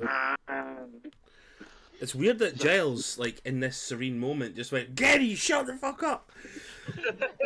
Everybody's now staring at you for shouting at this imaginary being called Geddy. Geddy! Abby and Stormcrow's like deep conversations, and they're like, "What the fuck?" Oh god, he's But no, turning. Giles basically just gets really awkward, and just like, so I'm going to go now. Okay, so we will awkward. see later. Every night. Stormcrow turns to Abby and says to them, "That guy's really fucking weird." You say that like we're not all weird. Yeah, but I mean, he just shouted at something that wasn't there. What the fuck is that all about? Ramala shouted at a deity, and it popped out of a ring. Yeah, but I'm possessed by like 2 dragons. You had a tiefling in your head. Like. okay, fair point. We're all nuts. I All mean, really good points. at Yeah. the same time, what the fuck is a Geddy? Pray that you never find out. Give me a nature check, Yeah, Abigail. I was about to Demon ask from the if I could. Underdark. Yeah, it's like an Underdark blink dog. It's extremely venomous. Donna's, Nice. Donna's trying to get him to sing again. Did you say nature check? Yeah. Yeah, please. This is really shit. It is a 10. Okay, hold on. What type of dog is Geddy again? A Jack Russell. Even better.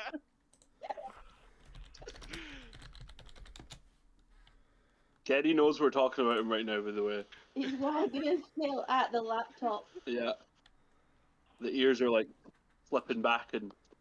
Stop digging on the bed, you dick. So, I love the fact this is slowly becoming canon. so you know from magical, from like your adventures and things like that. Like, there's things from the Feywild and stuff that sometimes cross over. A Geddy is a small, hyperactive, dog-like creature that runs around with weapons and whatnot. They're like tiny little gnomes, and I've just put it into the. I've just Yes! Yes! Did you put it in the Discord? I've put it in Discord. Did you just AI generate? No, I just googled it. Right, nah, fuck off. Next time when Giles dies, I'm playing as one of those. So I have a voice for him and everything already. So a Geddy is just a little dog-like creature that is sort of gnomish and fey in nature, and they just go like passers-by coming through forests and whatnot. If you come across them, they just start yapping at them and go, "Ah, fuck off, fuck off, fuck off, fuck off," and start flailing their like handmade axes and stuff at them, and it basically makes you run like fuck from them. Ooh, ooh. But even though like the damage they done would maybe just be like it would hurt your ankle or something. Oh, I just realised we're heading to the Feywild. I'm gonna have so much advantage on this stuff. Right, so yeah, picking up with Stormcrow. Do you know? Actually, fucking Geddy. They're little fucking gnome dog things from the Feywild. Stupid pieces of shit. I'll have to show you at some point. Why are you shouting to an imaginary one of those? I don't know, but Yeah, at least the boy he's seeing dogs. I mean, he was pretty barking mad when we found him. Let's be fair, swinging his glaive. Think he's... Stormcrow at this point just looks them dead in the eye and goes, off. Did the rim shot just ruin what you were saying? Sorry, mate. I just had to get that in. No, that's fair. It was perfect. It was off. What was that? It was rim shot, and you heard Gaz saying off. Yeah. So sorry. Continue your conversation, guys. The Stormcrow just looks at Abby and just says to them, "Jesus fucking Christ," and just walks off. Before you go, sorry. As you know, going through a bunch of shit, and I still... There's not many I trust, and I don't know why, but I fucking trust you. And I didn't mean to snap at you like that. Just give me another day, and then we'll talk. Is that okay? He just sort of smiles and nods and goes, "Of course, you know where I am. I'll be round here somewhere doing something stupid." Aren't we all? Yeah. I know what we do well. It is, and yet somehow... And then at which point Abby goes to like say something, looks down, and goes, "You live," and then sort of walks off in a different direction. Sort of watch after them as they go, sort of like concerned look in my eye, and then sort of like, okay, right, we got to get through this stuff somehow. And I'm just going to go in and see Captain Azrael. He's on the Yeah. deck. Yeah, this is an open top deck Yeah. Okay. full of things. So, pardon me. I've been standing there waiting, wondering where Stormcrow fucked off to. I look at Azrael- Neff and go, "Stop talking with Abigail. I think they need someone to talk to. But you don't know about their relationship with Max. Sorry, so Yeah, no, I understand, and I'm probably not the right person to talk to them right now. I fear I would probably be a valid target for their anger. it's okay. But I mean, at the end of the day, they know it's not your fault. It's just tough, you know. We've just got to go through this. I just look at Azrael and I go, and by the way, sir, sorry, I never said anything before about your crew. I'm really sorry with what happened to them. And if only we'd known that. I'm sorry, we didn't realise before that there was a spy in our midst. Yeah, it's not your fault. A changeling isn't really something you can really fight against. But thank you. It's appreciated. And We knew what we were possibly getting into, especially after the crossing from Oldstone. Yeah. But still, I mean, Jesus, I'm sorry. Yeah, And this was worse than Oldstone. At least he left some survivors then. yeah, I mean, he's just, I don't know. I mean, this guy, he's just, I just think he's never going to stop coming for us. And we're actually, and I look and nod to Neff and go, we're actually wondering if soldiers are going to be the right thing, because you've seen what he's done a couple of times now. If we've just got soldiers, he's just going to carve through them. Yes, it would be pointless unless they had like really powerful magic with them. He would do what he did here again. These are strong, trained Airheen elves. These guys are born and bred for war. I mean, how many are we talking about here? Because The king said probably about a dozen. I'm sort of my eyes, because, right, do I got to do a history check to see if I know about the Irene? Yeah, give another history. Can I Come can on, I Irene. help or 12. Yeah, can I you give can. advantage? Or Yeah, you can give him advantage, seeing as though you spent a couple of days in Starlight Peaks after everybody had left. Literally one better 13. So the stories that you've heard over the years and like the society of, like in the Avalon Society within the High Magisterium and that, and the way that they've treated Airheen elves in the past, like they've always treated them like the higher upper class, but to a point that they are really so not part of everything. So like to a point that it's like you look at them like royalty somewhat, but their opinions and what they do don't really mean much.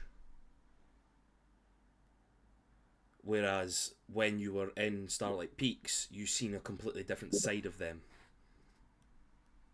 Like the ones that were actually there, like they were good with their hands, they were crafters, they were warriors, they were this, they were that, you know. So like the thought of you seeing that different side of it, it does sort of fill you with a little bit of hope, hearing like a dozen that you're going to get.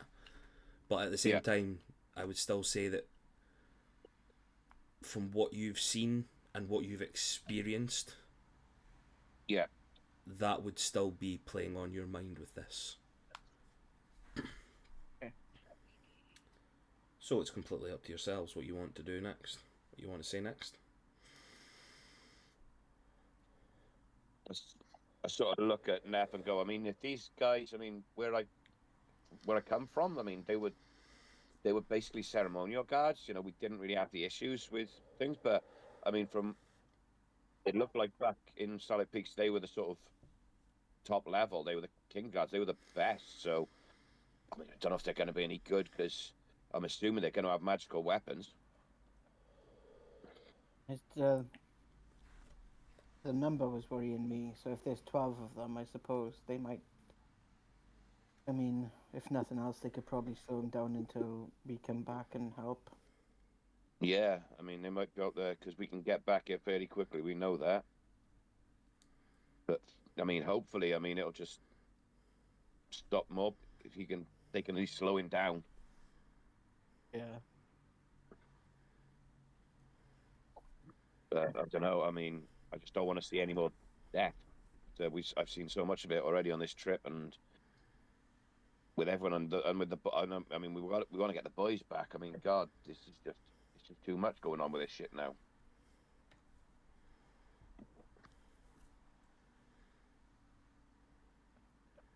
Well, I look the captain deep in the eyes, and like with the yellow of my eyes shine bright with like passion and sort of fear, and I just say, if you honestly vouch for these guys now, I will leave the matter alone. But if there's any doubt, please don't send any more out to die. I don't want that on my conscience. give me a persuasion check, please. Okay. You're really good at these. Just a wee one.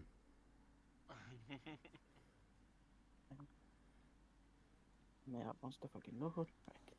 Goes down again. Persuasion. Ooh, I am good at these. 18. Fucking hell, I rolled a 2.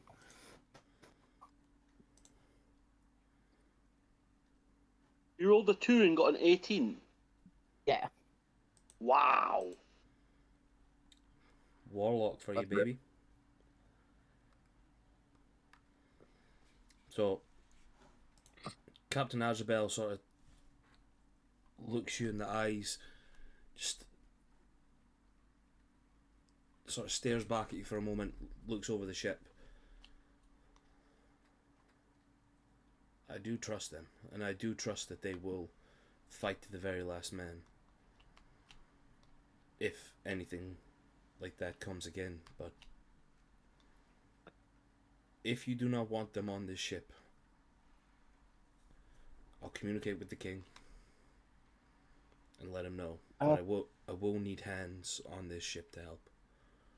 Yep, no, that's fine. I just wanted your confidence, but I see that you're confident in them, so I will let this matter go, and I'll just I'll apologize for everything that's happened again. Put my hand on his shoulder and just walk down the stairs. He puts his hand on your hand and just be like, it's alright. This is nothing to do with you. This is a complete psychopath we're dealing with. Yeah. And I just stroll back down the stairs. Darren. Can I... Oh, go on. No, go for it, Abby. Just a quick thing. Can Abby try and like whistle Steve from Neva to them? like they want the comfort of Steve, but really don't want to talk to anyone right now. It would depend on Neva, to be honest, but because Steve's not just like an owl that's like because it's a familiar. Yeah. So I it's think if Neva perceives out the side of her eye that Abby's doing this, she will slyly let Steve go. yeah.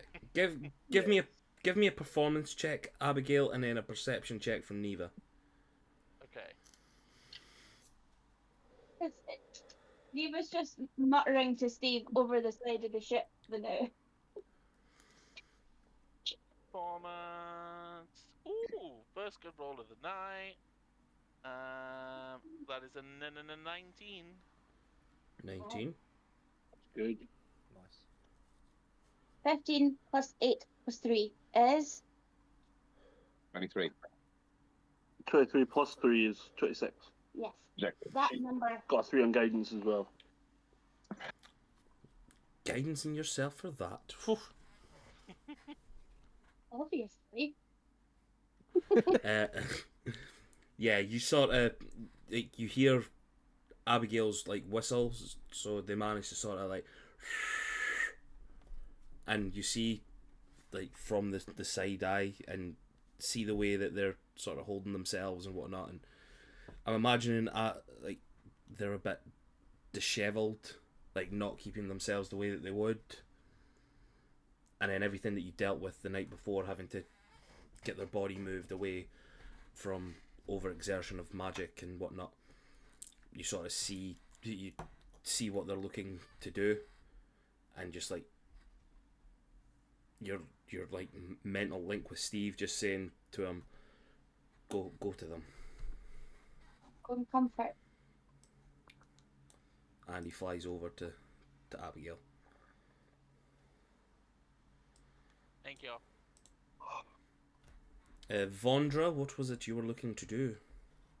I'd just like to go back over to Captain Azrael and ask him about Mimec. I'd just like to ask him if, because I've never been there, does Mimec have a library or libraries or magic shops that stock scrolls? I'm looking to do some research off the back of this incident that might help us out, and I need access to books and scrolls.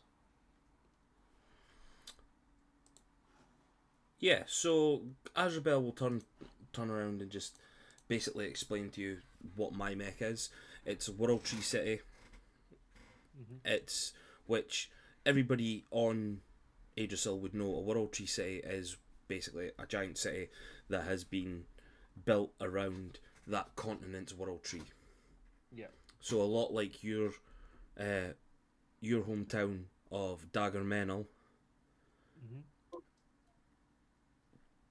That's like the difference being like your home city is the Colosseum part of your city has been built around your world tree, and then like the newer parts of the city were built outside. Yeah. So like I'm imagining in your head you're seeing like the slummy city, the Colosseum, all that stuff built around the tree, thinking it's basically like that. But like Azrael will sort of explain to you, no, that's Mimec, from my understanding, is it's a lot different from likes of that. It's a beautiful city, a lot of strange architecture, but built so that because it's built in a desert area of it to stop the sand and all that stuff. But yeah, they've got loads of things. They've got tons of shops, libraries. There's a few. It's a very religious city. It's got Excellent. temples, things like that, and it's very deep in magic. Well, when we visit, then I'll be sure to visit and do some research on protection and ways of moving about. For sure, I'll say to him, thank you for the information, and I will go and rest in the engine part of the. I'll try and go get a long rest down at in the lower level where the engine is, or in the next room across. So it's not too noisy. So refresh my spells in preparation for if the magic is needed. When you were chasing chickens, we had a long rest. I was away to say that if you were away chasing the chickens thingy, we did have a long rest, so you could put yourself down that. I put you in the library for that, and you were like just for you to sort of deal with stuff in there. Awesome. Thank you. That was all from me. Okie doke. Is that everything from everybody? Well, I was going to say Yeah. what to Azrael. Yep. I was going to say to Azrael, I said, by the way, I said, after we get to Mymac, I do know someone who can get us to where Mouse lives without having her here if she's not back in time. Oh, okay.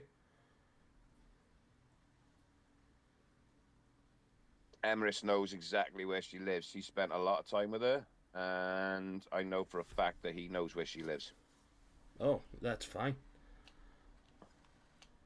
I'll have a So he guide then. guide there, and he can help us get there. And he's probably going to know somewhere safe that we'd be able to keep the airship where it can sort of be undetected.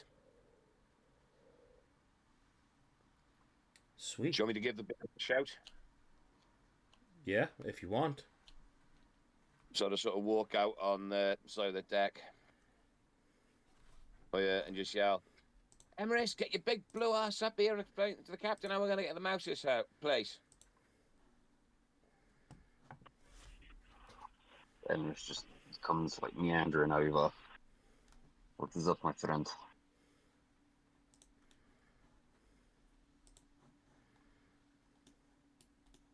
So I sort of look at him and go, well, you know where Mouse lives more than anyone else. You know more about than anyone. You're probably going to be the best bet to help the captain for how to get to Mymac and how to get to Mouse's afterwards, aren't you?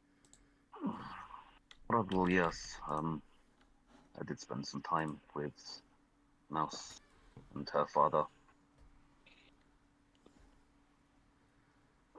back in the day. You kind of see Emrys almost welling up a little bit because of the memories of how they helped him after the tragic incident that happened to Emrys and his family.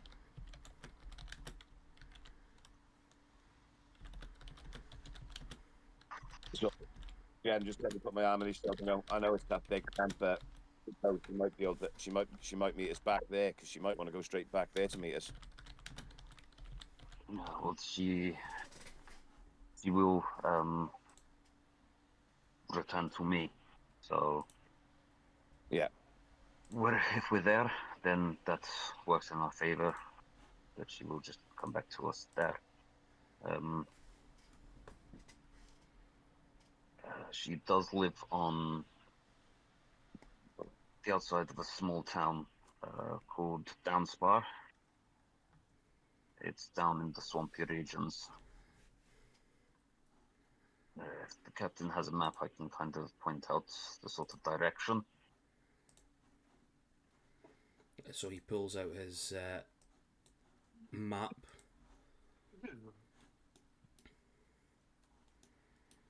You guys are in that area. Okay, Sean, stop clicking. He's actually not doing it this time. I know I was doing it, I just wanted to annoy him. That was good. The one time we didn't do it. I was hoping he'd be like, what? No, it wasn't me! But, yeah, so it's about 650 miles away. 250 miles to Mymac, and then the rest down there. So you sort of like get on the map, pinpoint the rough area, and the captain just looks, I can get us there. That's fine. Fantastic. That makes things a bit easier for everyone, I take it. It should make it easier for me. Perfect.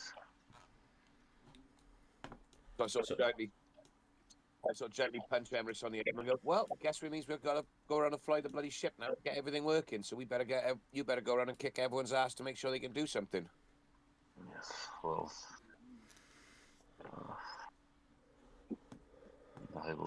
I'll go speak to people, get people moving. So, if that's all for everybody so far, Yep. you may all start taking. You may all take another long rest if you need to. I'll say that in the time that it's happened, Vondra, have you got 5th level spells? Not yet. No, that I get that at 9th level. Right. Okay. Like, So yeah. 4th level's your thing. Like every few hours, you sort of see that it's the power bar on the engine's dipping. You sort of chuck in a 4th level spell to bounce it back up. That does you a few more hours, probably about another 12 hours or something. You're trying to keep it up to the 12-hour mark constantly, so that you're not slipping to like danger zone stuff. Yeah, I'd say she'd cast a 4th level, go read for a few hours, and then get a long rest, and Yeah. then do the same, or trade out with like Abby and Neva and Emerus as needed if we're all like sharing the magic. Yeah, Yeah. no bother. Perfect. So how far is it? 250 miles. What was my... Can anybody remember my speed that I kept on saying that it would be per day? Yeah, 250 miles a day. Tony remembers. Could somebody message Tony and ask, just to be... Oh my Yeah. god, I actually really want to now. What's Oh, Kanka? don't- Who's from Mala? I think you said. No wait, no Ten- wait. That's 10 walking to speed. 10 to 15 miles an hour or something, I think it said. Yeah. Serious question though, Darren, is that information in Kanka for my reference? If I want to catch up on stuff, like, What speed? Airspeed. well, just like your just like different An things about unladen the world. swallow. Yeah, What is it? Sorry, you were looking for again there. Sorry. just like information like about like past things that have either happened in the past, lore, obviously like the things like useful information like that about the ship speed and stuff. No, that's not in Kanka Okay. at the moment. But I've just looked there. I remembered what it was. 20 miles an hour. It said would go on for it. So because we were going basically constant all the time. So Yep. yeah, basically you could get there within the day. Sweet. Should you Nice. guys... Yeah, so is that 10, 12 hours? Yeah. So you guys can have Yeah. yourself a long rest, and as well keeping to the same sort of speed and that for the next day. You guys find yourself at the city of Mymech.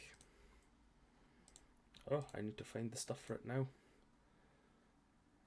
2 seconds. I need your ship token. Because this is important, and I like things being important.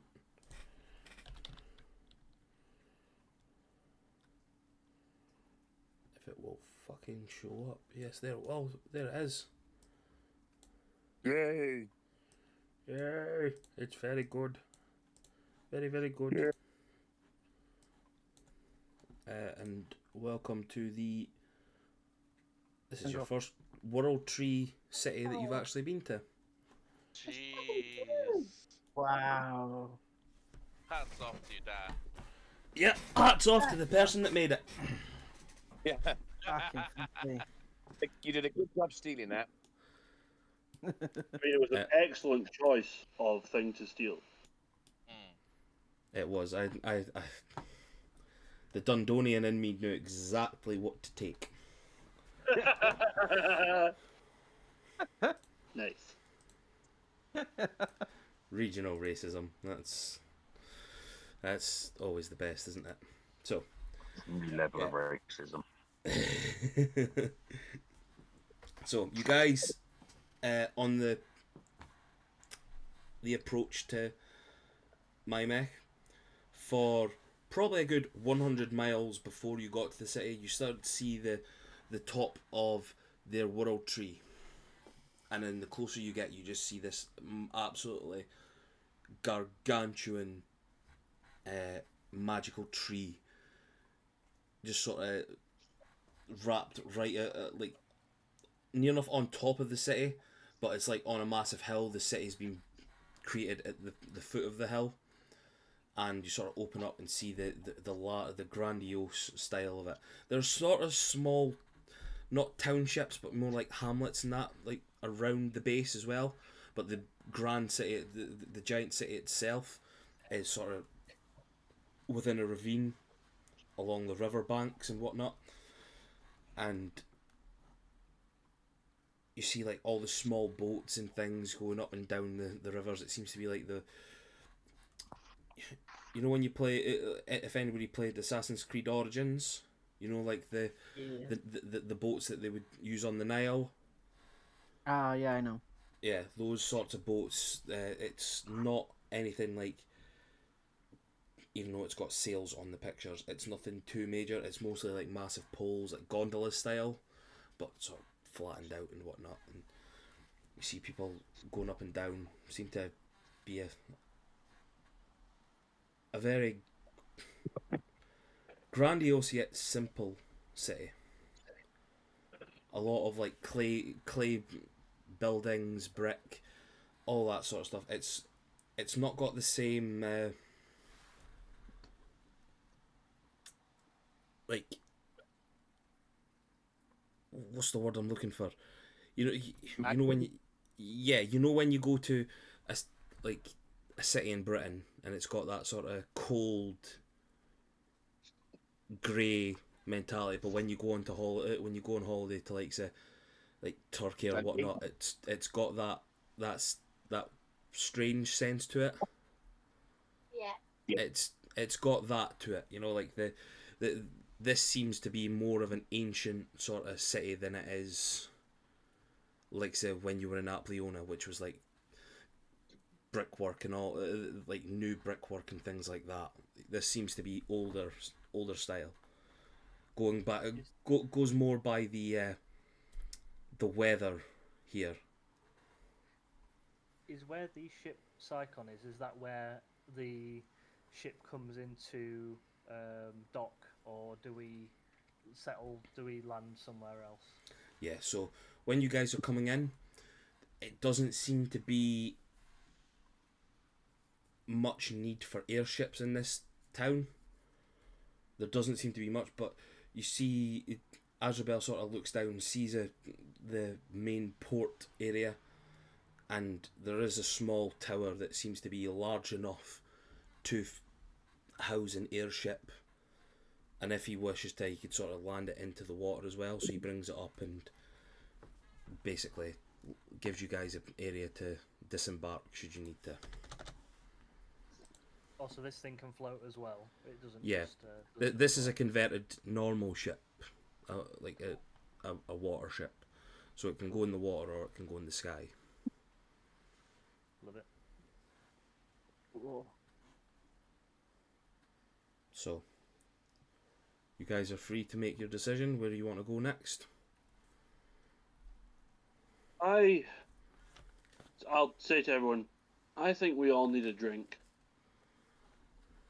I think we could do with some supplies. These fights we're getting in are pretty tough, and with our only healer being, here now and again, we might need to stock up on some potions and stuff. A good idea. Vondra will just We say drink to, and then we shop. Or... Oh, sorry. No, go for an F. I was just gonna say, so we drink and then shop, or shop and then drink?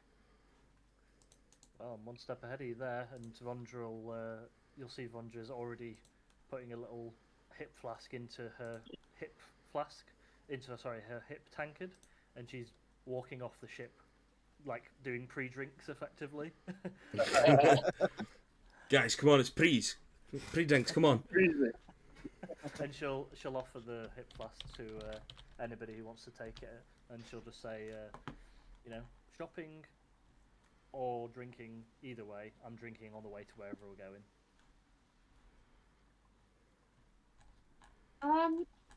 Is it wise to shop drunk?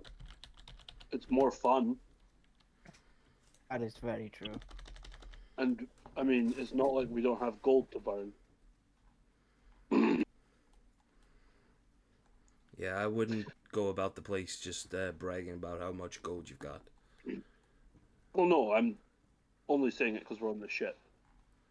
Yeah, I know. Just try not to let too many people hear about that. I hear there's lots of cut purses and all that stuff here. You wouldn't want to lose all that money. I was about That's to true. ask Elsa Rebel, are there local thieves and gangs and cutthroats in this city? I presume any city comes with its fair share of bad eggs. Oh yeah, that's to be expected. Any areas of the city that are particularly rife with that sort of activity that we should steer clear of, or is it pretty? I haven't really visited here much in my couple thousand years, but anytime I've heard anybody who's been here, it seems to be an alright place. I'll take my chances then. Yeah, why not? Diva's putting her money like on the inside of her jacket now. Like, Okay. Right, give me 2 seconds, guys. I need to go whittle, and then I'll be back. Have a good pee. Yeah, have a good just show. RP among yourselves. Fuck off. And I know Sean loves that quote. Nephilis will take a proffered swig of the drink Vondra's handing out. Yeah, it's a pretty stiff drink. Like, it's fairly strong. It's kind of concentrated, like spirit of some sort, like brown coloration. Yeah, you get the impression it's an old brew. an old distilled sort of like whiskey. Oh, that's a good burn. Yeah, it's the remnant of home. It's hard to get your hands on, but well worth it when you can. Giles will take a swig of it as well and be like, "Oh, Vondra, did you make this yourself?" Well, it's a family recipe. A little bit of my handiwork in there. We like to distill it at home when we can. Oh shit! Oh, that's cool. And I hand it back and say, "It's actually not bad. Just it's harsh to begin with, but gets very smooth on the way down." Yeah, it's definitely not one for first timers, that's for sure. But you guys all seem seasoned, so I know you guys can handle it. And yeah, she'll just toddle off the ship and go exploring, I suppose. So, what, you guys sharing drinks, are you? Yeah, I've just passed around the hip flask. Whoa. Just like one swig each before you start making us do con saves. No, why would I do such a thing? That's why I had a drink after he got up. That's the exact reason why Abby is not doing it. You guys make it out as if I'm an arsehole for that sort of stuff. Well, It was like... Darren, Dramatic silence. Can I Yes. roll a D100 to see what percentage strength it is? Oh, yes. I like the sound of that. I like that. Worried about that. Oh, 76! fuck off! We're all dead. Brown paint stripper. yeah, Pure ethanol. yeah, brown ethanol. Should we say Oh, it's the reverse and it's 4%? Well, no, I'm joking. We can say it's 96%. you... Fuck, if you want to say that it's that, you can go ahead. Absolutely. That could come in handy actually for many things. Wounds, Yes. fire. Bombs. Embalming. Stripping paint. Killing Killian. Excellent. Yeah, I'm absolutely saying it's 96% then. Yeah, So- so you have basically less than a thimble worth. Diluted in water. Yeah. So did you guys say you're going to go shopping, yeah? Yeah. Mm-hmm. Oh, Shopping, then drinking. Sorry, Goku. Oh, Goku. Hey, hold on. Just got to get out. One thing I forgot to do with this one was that can get fucking deleted as well. Shafrat, that's never coming back. Don't care how pathetic that sounds. He ain't never coming back. Nah, it's all good. Coming back. You've got no Yeah. time for that. Yeah. So Azrael sort of gives you guys a little bit of a lowdown on where to go and stuff like that. Like, oh, this like areas here seem to be a bit better and whatnot. Like anything within the walls seems to be all right. This area is like the temples, the temple zones.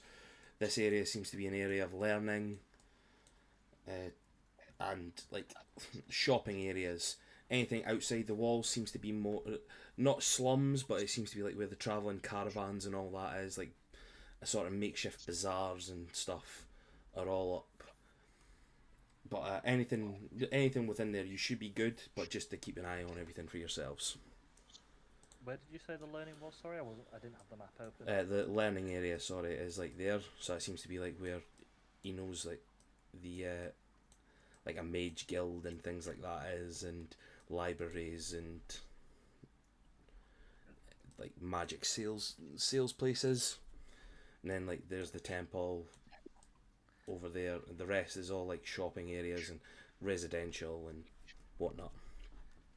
I'll say to the group then, if you ever lose me in this city, that's where I'll be, and I'll gesture in the general direction of the learning mage area. Right, so so Azrael sort of tells you where like some shopping areas are. He tells you about a tavern that he knows of, that he visited once when he was here, and he says he'll meet you there once he's dealt with the stuff from King Turcano, and sort of let you guys go on the way. Some repair people come up and cleaners and whatnot, and he's just sort of dealing with them lot for the ship just now.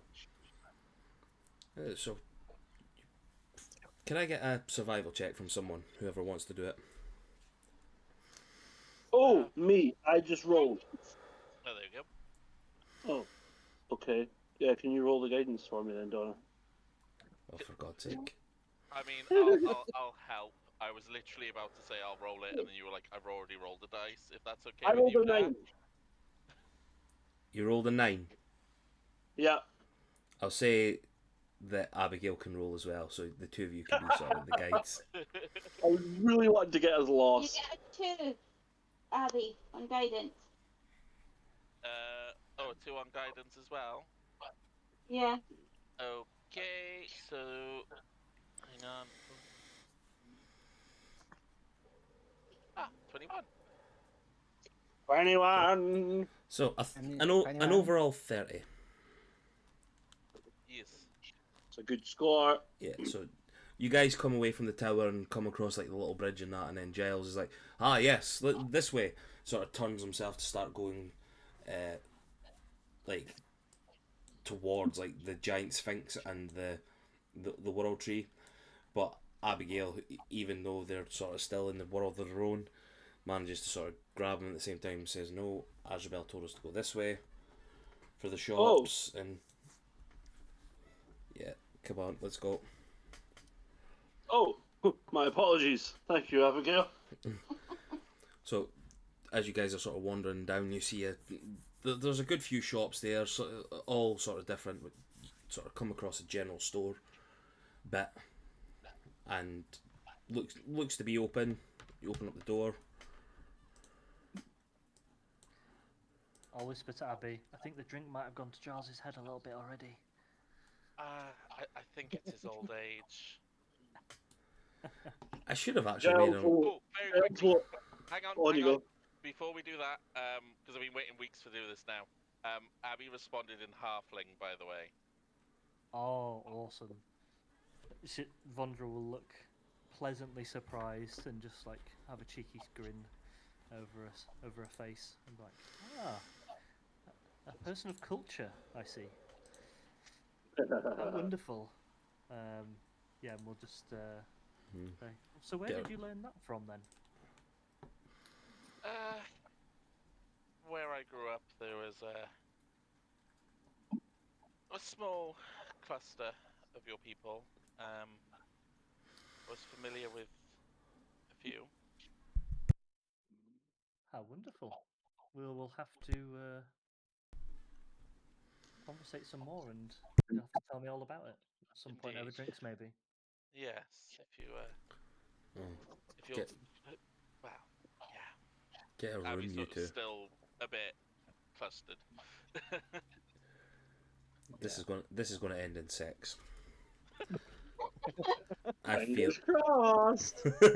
I feel it in my bones, in my bone. Or, On your bone. so, you guys enter this general store. Very nice little establishment. Tiny. Doesn't seem to be anybody behind the desk. No. Oh, fuck off.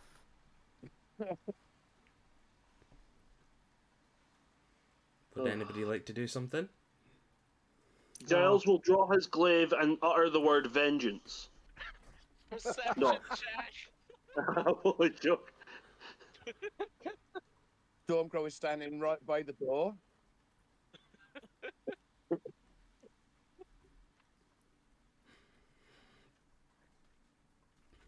Vondra's anybody- just exploring the shelves and the inventory of the shop. Does anybody else want to do anything? I feel Giles like would like to leave the shop. No.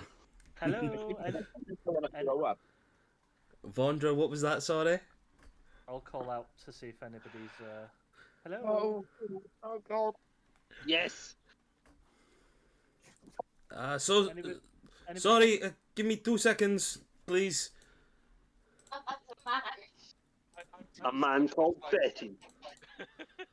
I was like, no, not another Betty this soon. Ah, We've been Hello? traumatized enough the last second. just this gentleman pops out the back room. Just hello there, friends. How are you all this evening? Weary, but in search of supplies. I'm sorry to hear that. You look to be from out of town. You could What can I do say for you that. all? What are you looking for? What do you require? I'll just gesture to the group. Don't be shy. Health potions. Health potions will be a good shout, I think. Health potions, yes. Definitely to begin with. The strongest you've got, like this whiskey. Oh, is that whiskey good? Is it? Yeah, I'll offer a little sip of it to the barkeep, to the chap. God save. I love the fact you were rolling it. Yeah. I'm He- totally fucking inebriated, so we can. Yeah, we just got robbing. He pops the cap open, just gives it a sniff first. Oh no, that's not for me. Oh, phew. I feel dizzy even just sniffing that. It's not for everyone. I'll take the flask back. Yes, I can tell. Whew. Thank you, my friend. You're welcome. So, health potions. Let me see. Let me see. Let me see what I've got in the back. Hold on. 2 seconds. Let me Give me 2 seconds. He just pops to the back.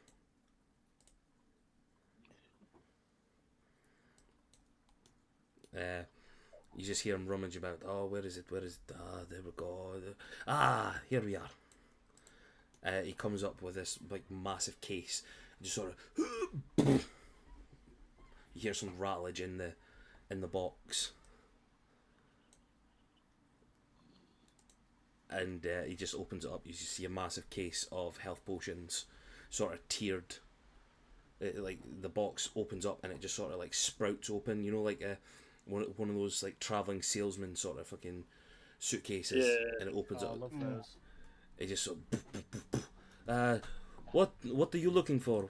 What have we got for you? Ah, gee.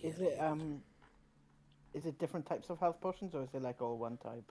They all look different. So it seems to be like the bottom tier of it, which has got the most health potions in it. Look to be the common ones. Then it's like uncommon ones. Then it's the rarer ones at the very top. So you just you see the rare ones are on top. He's only got 5 of those, 10 on the uncommon bit, and then 20 on the very bottom. How much for the lot? 20 normal, Oh, 10 medium. you want the lot? Yes. We'll take the lot. No, I'm so, No, Neffy said that. oh, sorry. No, I was just trying to clarify. Okay, 2 seconds, 2 seconds. You just see him sort of start calculating stuff in his head, and I'm not just saying that because I've got a calculator in my hand. While you're doing that, Abby's going to quickly go over to Neva and sort of whisper, do you want to run a quick magic detection, see if there's anything of value besides potions in here? Yeah, okay. She'll turn her back and she'll do a really cool hand movement. What's it look like? Really flicky and quick. She's used that hand movement on me before. Ugh. I was going to say something worse, and I didn't. Well, yeah, I was considering that. Okay, So- what you did your movement? So he sort of turns to you and goes, we'll call it Oh, and then we'll call it 18,000 for the lot. How does that sound to you, my friends? oh, Insight It's about check. Insight check? 20% off for buying in bulk. Give me a persuasion check. Yes.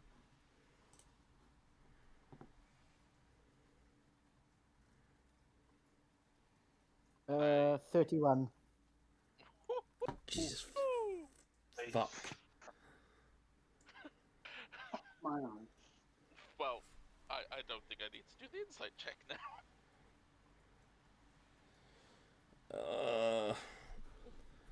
I already give you good price, my friend.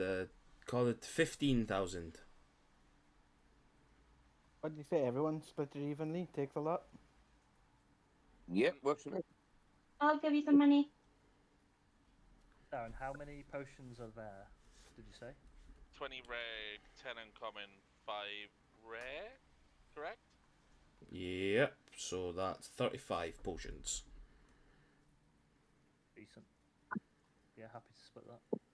Yeah. How many of us are there? 8. Oh, 7 just now. There's 8 in total with mouse. So, Ah. 2.125 each. 2.125k each. Is it? 15 divided by 7. Yeah, that sounds about right. Oh yeah, it's technically it's 2.14285714, etc. So yeah, 2.15. Yeah, 2.15 each would more than cover it. Cool. Which I will Hand over right now. So 2150. The 2,150 each, yeah? Yeah. Yeah. Which is fucking pocket change for us after everything we just got. That's fucking nothing, mate. Mate, I'd spend that on a jacket. Vondra, I love the fact that you hearted that. Yeah, I That- like the actress. Yeah, I forget. I can never pronounce her name though. you're not getting what I've went for that, have you? But Betty, I presume. Yeah. So everybody's noticed, have they? Oh, Yes. You. I don't understand. I don't Um, notice anything. I'm lost. Well. Giles doesn't have dark vision unless you put on the goggles. Oh, for fuck's sake.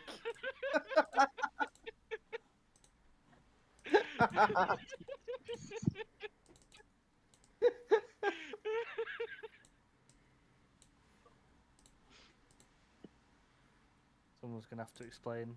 I don't understand. Look really closely at the map, at the shop map. Oh, no, I- sorry. I had to move my character to see her in the corner. yeah, I can. I was over on the left. I couldn't see. Now I can. The best part is when I was positioned next to Neva, it was only when you said it, my brain went, "Oh, that's not a patterned carpet." Just to elaborate, that is the most demonic thing in this game. I'm gonna charge her. Ah! Yeah. Giles is convinced that she's an archfey, by the way. Neff, can I get a perception check from you, please? Oh, I get advantage, but. Stormcrow, the fucking devil herself, but there we go. While you were calculating potions, Neva, did you detect magic? I'm just wondering if that. I totally forgot about that. 2 seconds. Okay, so that one is a 16. And that one is an 11. I will go with a 16. Yeah. Like, as you're sort of handing over your section of the gold, you sort of see the door that the gentleman came out, just it's cracked open just a little bit, and then you see, like, this weird eye and a couple of teeth at the bottom. And then the door closes, and you just hear, like, a small scurrying sound.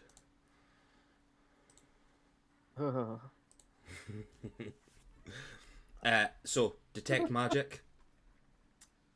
You don't really catch anything in here, Neva. You do catch a weird sensation in the back room, but it's just sort of disappeared. Okay. But the stuff in here doesn't seem to be inertly magical. It just seems to be more like a general store. So this is like where you would like purchase traveling supplies and all that stuff at the moment. The more magical stuff you would expect to have been from like the area that Azrael pointed out. What part was that? That was the magic area. That was... Hang on, Sean needs to move it back. God's sake, Sean. Bring it back. Oh, was that? I So thought where- that was a learning bit. It's all the same bit, I think. Like Yeah, the magic sorry, it's more a wand, magical area. That's what I was meaning by that. magic shops. Oh, and right, and magic libraries and people doing magic tricks. I'm going to put the carriage there, just as a little nostalgia for you. No, mate, no. Why? I'm so sad about that carriage. I don't have a And maybe group. a little bit about the crew. I don't have a group thing for you all, so Have to figure that one out. So, essentially, this is just a general store then, yeah. essentially, yeah. Can I Okay. grab some Smith's tools on my way out as well? Yes. So, is this store got anything for spells and stuff? No. If it might have minor amounts of components, but just like the stuff that you would have, like for, like mushrooms and shit like that, you know. Yeah, so nothing I'm really going to be able to. I'm going to need to get hold of for my stuff. Yeah. Smith tools would be 20 gold for you, Abigail. No problems. I'll deduct that and add it over now. Thank you. Okay. Oh, she will. Fucking hell. Wow, okay, well, that's a big dream. Neva will, speak to Miron. That's the word. Is he with us? I think so. Yeah, he is. No, he's not. Yeah, he is. He's with us. No, you guys Okay. left. You guys left him at the store, in the shop, in the ship. Well, I will message him and say, hey, do you want me to pick up any ingredients for our potion bombs? Good shout, Donna Marie. Oh, I forgot about them. Sorry, It's- are you too sad? No, the potion bomb thing was. I was more. It was more iFix and Mags who were dealing with that side of it. Oh, okay. Sorry, I completely forgot. I'll look over their notes and see what we can do about that. Apologies.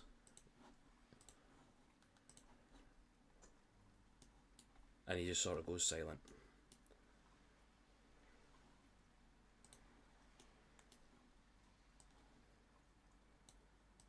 I need to go to the magic shop.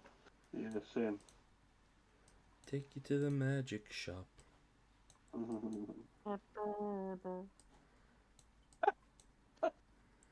Honestly, go gangster. So edgy, guys. Come on. Now, Right. I'm going to get So I don't have another shop picked out. So imagine this is the magic shop now. Just imagine. Just use your imagination for that. It seems they have a sort of recurring architectural style about them. It's very interesting. Ah, hello, my friends. How are you? This is the same looking guy. It's his brother. It's We- Nurse Joy. Yes. Or like Pumot Soul. Yeah. Oh, how's it going, eh? What do you mean? Sorry, that's my best Canadian accent at like short notice. You give me a few Is that days. what that was? You give me a few days, I will learn how to be Canadian. Oh. I think you're going to need more than a few days. Right, guys, Sean is no longer in this campaign. He is getting kicked. I've just seen the chitty chitty gangbang. Nice.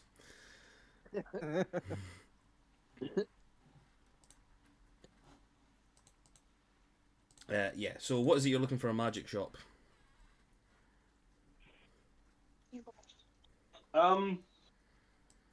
I would like to see if I could purchase A Some- strawberry. some boots of haste or a shrubbery. Sorry. I couldn't help myself, you post. It's so good. My god. You're gonna have to make me actually fucking look for stuff, aren't you? Yeah, you took us to a You actually shop. looking for a shrubbery. But it needs to be like a magical shrubbery that has some form of benefit to it. Right, hold One's a on. little, I'm not. one's a little bit higher on one side than the other, so you know you got a little sort of path in between it. Yes. Cool. Is your favorite color? Green. No blue. 2 seconds. I wish you would have fucking. So yeah, when you get into the shop and you ask the guys, yes, I think I've got stuff like that for you, my friend. Come here, come here. Looks through the back and I never have the good stuff at the front. I always have to check the back. He pulls out this lovely pair of boots. There we go, there we go. These should do you. I believe they're enchanted with the spell. That will be 8,000 gold pieces, please, my friend. And I give him 8,001. He just looks I'm really. gonna have really Malamud tonight, guys. I'm sorry. Don't worry, I've got a way to stop that. Anyway. Can I ask about a cloak of elven kind? Cloak of Elven Kind.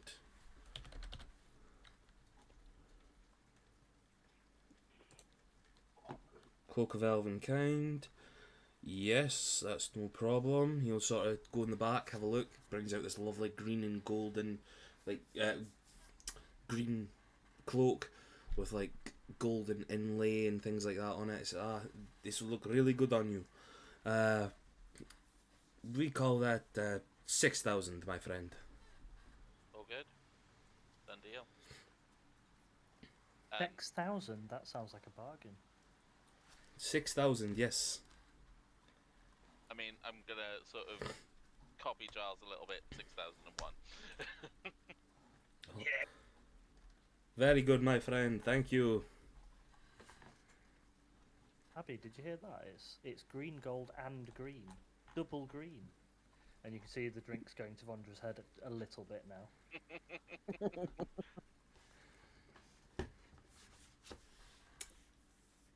Anything you- else? Yeah. Can I have a belt of dwarven kind, please? Yes. Jesus. You're Christ. so weird. Oh, I thought that's what you were. You were, Sean. I thought you were the beard. I came fully grown though. No problem, my friend. Oh, the best dwarven kind belt ever made. And he passes you it. 7,000 gold. Bargain. There is some other things I was looking for.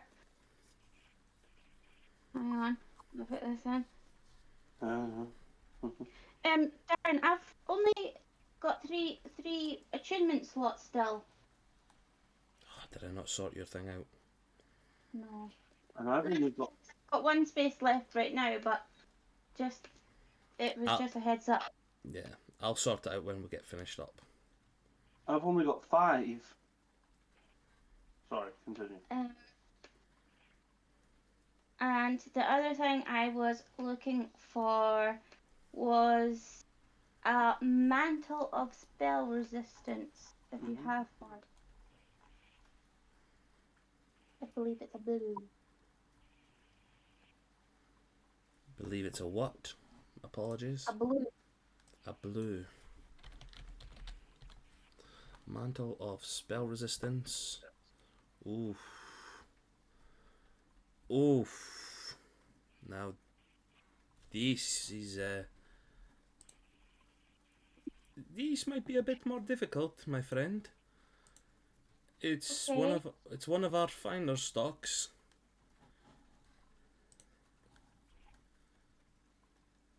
How much? These will put you 90,000 gold. Okay. I don't mind giving you some gold if you need some. No, that's okay. Wait, how much was the belt of Dwarven Kind again? Did I say 7,000? Yeah. Yeah, Yeah. that rings a bell. Okay. Okay. What about a Ring of Twinned spell? Ooh, I think that's a homebrew item, by the way. I think that's an item I homebrewed. Oh. If it is, then never mind. Yeah, that's not coming up. Okay, Ring of Evasion. I love how much you've done your homework for this, Donna. I'm literally Oh. scrolling through everything right now. That's good. 5,000 gold for that one. Oh yeah.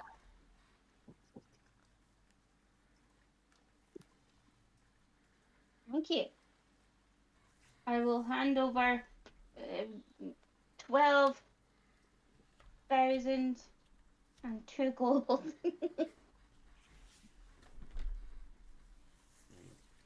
This guy's just sort of looking at you all like, you're that sort of adventuring party. Okay, cool. Cool. Anybody else need anything and then want to give me more than what I ask for? Hang on, I'm Yeah. still looking.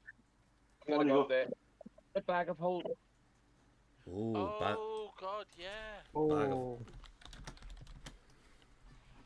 oh, Here, why have we not asked for one of these before? because you don't think about that sort of stuff. Oh, I mean, we've got a portable hole now. that's true. Oh, The portable hole has to be a spell, and I can only use it once every so often. Good point. no, I'm pretty sure there's different types of bag of holdings, isn't there? Or is it just the one? There's the backpack one, which is somewhere. I can't remember where that is. And the, then ha- there's They say the handy red one in this haversack. one. the handy haversack and bag of holding. Yeah, those are the two, aren't they? I think so, yeah.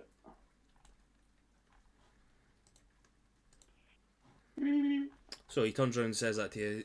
Is it the bag of holding or handy haversack you're looking for, my friend? What's the price of each of them?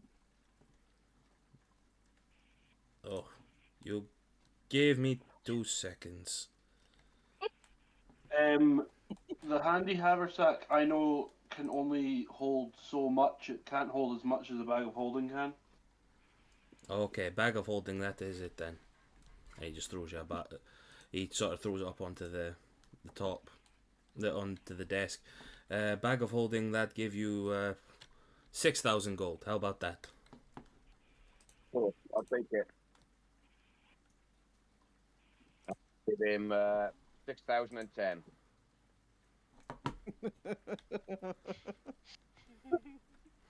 He just looks a bit deflated now. I appreciate the extra, my friends. I really do. Just awkward, Do you that's have any all. magical daggers? What type? What types do you have? He goes underneath, brings out like this strange sort of suitcase as well, and then puts like a load of daggers in front of you. 2 seconds. I need to.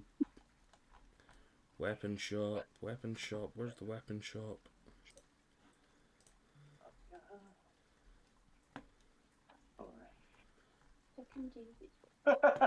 I keep forgetting. So, what type of dagger is it you would look for? You would be wanting? Well, I don't know. I hadn't actually thought of it. I just said magic dagger. Dagger return is quite good. Dagger what? Flame tongue dagger as well, which is good. Yep. What about poison dagger? There is one of those as well. Hang on. Poison So- dagger, please, if you have one. So there's a dagger of venom. Yep. How does that sound to you? That sounds very good. Okay, my friend. That is 8,000 gold. Oh, any chance you could knock a little 10% off that? Give me a Wow. persuasion. Give me a persuasion check. He's the only one of you that's actually asked so far. So So 5, so it's 21. Jesus fuck, your like persuasion is just too good. I There's a little I- giggle every time. That's what I say. I don't know. Let's fucking talk someone into it. okay, 10% off is 7,200 gold. Okay, I will give you 7,250. Wow. Oh, the audacity. I was half expecting you to turn around and say, "Yeah, I'll just give him the full amount." If only the Archfey of Mercantile were here. She could help me. Oh, Betty, where are you? Please come. Why did you say that name? So he takes it. He's like, "Thank you very much." What Uh, dagger was Thank you. that again? Sorry? Dagger of Venom. Venom. Cool. That stuff you sent me, Stormcrow, I will look it over and give Yep. you a little message with it. Cool. There's a bit that I want to do, so we're way finish up soon. But there's just one little bit I want to do before we go off. Sweet. So he's just the shopkeep sat there. Is like, is that everything else for you all, my friends? One Now, more. bracers of defense. Bracers of defense. Yeah. That's the last thing. That's Okay. okay. Why is this guy hating us? We just spent like 100 grand in his shop. He should be sucking all our dicks. Suck my feathers. 7,000 gold for you, my friend. Thank you. 7,000. Okay, doc. Yes. What can I do for you, my friend? Again. Don't suppose you've got a necklace of fireballs with roughly about 5 charges, do you? Let me have a look. Eva will wink at Abby. They got Yes, I have that. 5,000 gold. Perfect. And then I buy it and hand it over to Neva. Because I knew Neva was running low. oh Jesus. God is stuttering. And so is Neva. Oh, thank you. Okay, I knew doc. you were running. This time I actually paid 5,000, by the way. You only get bracers of defense only work if you don't wear armor. I don't really have armor. It's a jacket. Oh right, really? Okay. With Hi, Betty. Okay, Hi, doc. Betty! Okay, doc, my friends. Oh shit! Sorry, that's the wrong token. Jesus, this dagger is fucking evil. Yes. So, is that everybody's shopping done? Bondra's Yeah. gonna wait for everybody to leave and stay in the shop after everybody's left. Okay, doc. The guy starts ushering everybody out and doesn't notice Vondra because of her stature. I'm not going to leave the. Nah, I'm only joking. So Thank you. Good. Vondra's gonna go up and get on this little crate so you can see over the counter. Say, hi there. Oh, Sorry, Oh. didn't mean to scare you there. no problem, my friend. What can I do for you? I'm looking for something. It can either be a scroll or a piece of gear. I don't know what you've got. Something either to do with glyphs or symbols or teleportation. I don't know what you've got. So yeah, and then I'm going to cast Friends on him. Ooh. Nice. Which gives me advantage on all charisma checks. Okie doke. So you're wanting a scroll of teleportation, are you? Well, I'm looking for either a scroll of glyph of warding, a scroll of symbol. I think those are both third level spells, or a helm of teleportation, or teleportation. Sorry, or a scroll of teleportation circle, which is fifth level. It'll probably be one of the lower items rather than the helm, but it's either glyph of warding, symbol, or teleportation circle. If he's got any of those scrolls or items that would do those spells. Okay. So he just sort of looks. He goes into like a little pouch area underneath. Scroll. I have a scroll of teleport. Scroll of teleport. Okay. How much for that? 6,000 gold, my friend. Can I make a charisma check to get him to lower the price? I'll say that you can get them cheaper in other cities. You can knock a bit off that price. Give me a persuasion check, please. You have it at advantage, don't you? Yeah. Okay, so 5 on the first roll. Let's try again. Better, 17. I'm just seeing if I can. No, I'm not going to re-roll that. I'm going to stick with the 17 and see what he makes of it. Did I say 6,000? No, you Fine. didn't. What did I say? Vondra is saying this. Vondra's saying, no, you didn't say 6,000. 600? Nah. I cannot do that. I can maybe knock 600 off of it, my friend. So, 5,400. 3,000. 5,300. 3,500. I can't do that, my friend. Come on. I barely make any money here. My children would go hungry if I do that. Okay, 4,000. Like final offer, 4,000.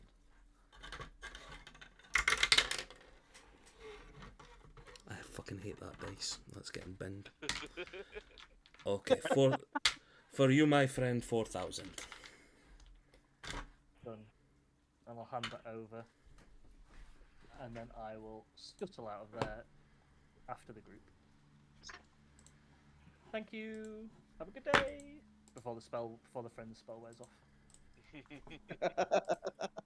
I do not like them. Even though they gave me loads of money. So you guys scuttle out with all your new stuff, with all your new shit. You find... Oh, fuck, I know you can put any of your tokens in, idiot. I put it in another one, didn't I? So you find yourself in... I know, they're fucking useless, honestly. Good looking, but useless. Sexy, What do I but do now? useless. Hmm? Oh, sorry, you said good looking but useless. I was wondering what I'd done wrong. You're not useless. You're not useless though, babe. Yeah, so you guys get yourself into the tavern. You find Captain Azrael sitting there, just sort of sitting waiting on you, having a small drink. He's like, good.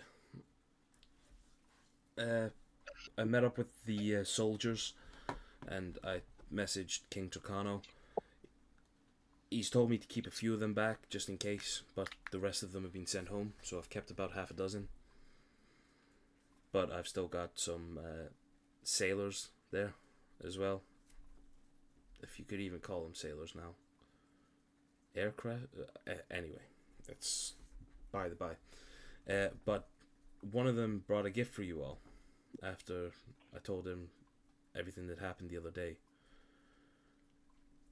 And he presents you guys with this like small looking like snow globe with a strange looking sort of house in it. And Ooh. he puts it, Sorry, Donna. hands it to you guys. He said, apparently that's to make up for something. Would anybody like to use it? Miron? He's still I not don't there. think he's. Still not here. Oh yeah, he never came. Shit. Sorry, Giles will get the butt of his glaive and then nudge Stormcrow forward. By which point Abby's already walked forward and grabbed it. God damn it. Arjabel sort of walks out of the way. And I think you guys would enjoy seeing this rather than having me crowd you. As you touch it, Abigail, you feel like this strange pull pulls you into the snow globe. It sort of falls its way to the ground, and then everybody else, you feel like this small pool. Everybody goes in.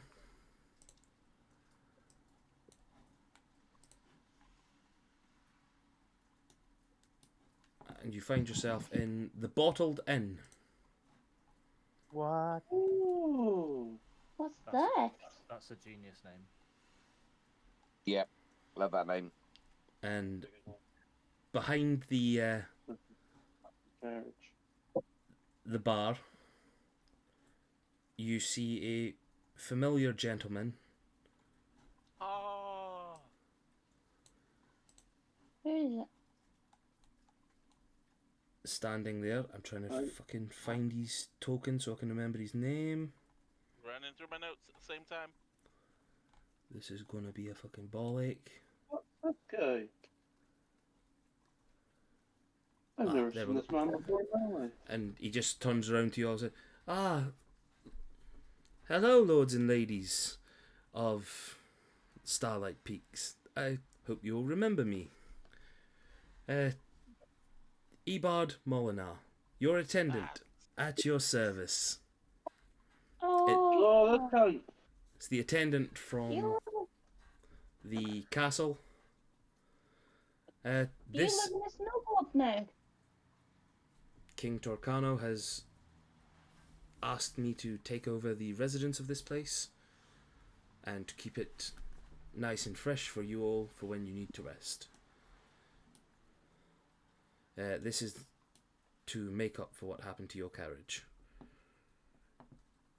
I have some instructions here from Master Telip, who created it, and this is now something for you all to rest in at night time, so you don't need to be sitting on the ground like savages. Oh, I love it. This is cool. What happens to the snow globe when we're in it? What? You can go in and out whenever you want. But like, can other people just see a snow globe sitting? If you do not want to. Master Telep has enchanted this so that if you want to put anybody on night shifts or anything like that, you can jump out and keep an eye on it. Or you can set it up somewhere, put it on a tree branch or something like that, or wherever. But I am now the attendant for this place, for you all. So, do you never get to leave here? I've been tasked to stay here for you. So you're like a prisoner? No, of course not. Oh. It is my job to attend. Okay. I mean, this is amazing. It's not as nice as your carriage, I would assume, but you've it's better than nothing, I would say. Vondra... Sorry, go on, Giles. No, I was just gonna say it's amazing. That's all I was gonna say. Can Vondra determine which school of magic this is using?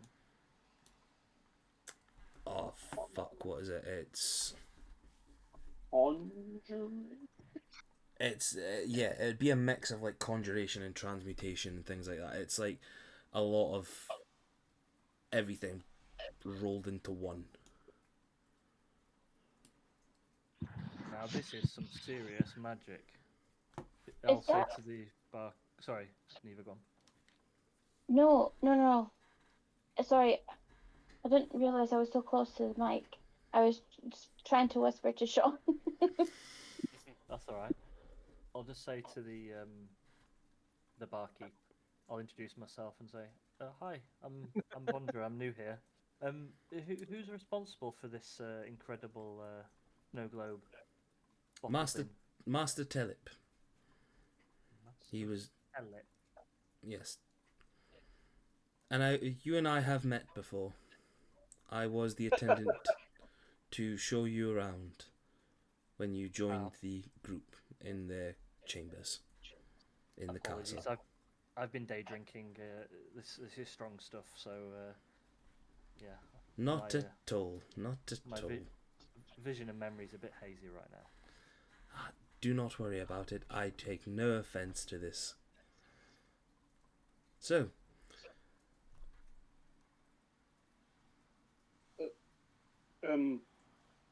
do we? I mean, I'm assuming there's a kitchen we can prepare our meals and things like that. And you tell me what it is you want, and I will go and make sure that I cook it to your perfection. oh, I was hoping he would say that. Send a Um, message. Mayron, go on, sorry, you're on. No, go. I'm going to message Mayron and I won't work out the 25 words, but essentially I'll tell him to get his butt over and see what Taleb's done. In short. Yes, I'll see it when I can. I'll get back to you. He's so sad. And Ebard will turn around to you all. I will prepare a nice little feast for you all. I have my little friends here to help. As he says that, you all sort of feel like a weird sensation like come past you, even though you can't see anything. This snow globe is basically a way to act like a magnificent mansion. Yeah. Yes, So I you've thought got- so. You've got some unseen servants walking about helping you. And I think this should be a good place for you to discuss whatever it is you need to discuss. He just sort of turns to you all, takes a bow. I will be back momentarily. Walks off into the kitchen. And I think that's where we'll end it for this evening. Amazing. Thank you, Darren. Thank That- you, Darren. Cool. This is so cool. Is that a forge? That's what I was trying to whisper to Sean. In the top right corner. Or is Yeah. it just a chimney? In the top, as in the top Second the floor. second floor. Yeah. That's Maron's room. I don't yes. mind sharing them later on. Mouse will claw your eyes out. Yeah. You say that when Mouse isn't here. Yeah. Although he's a plaything for anybody, to be honest. Oh, I didn't know that.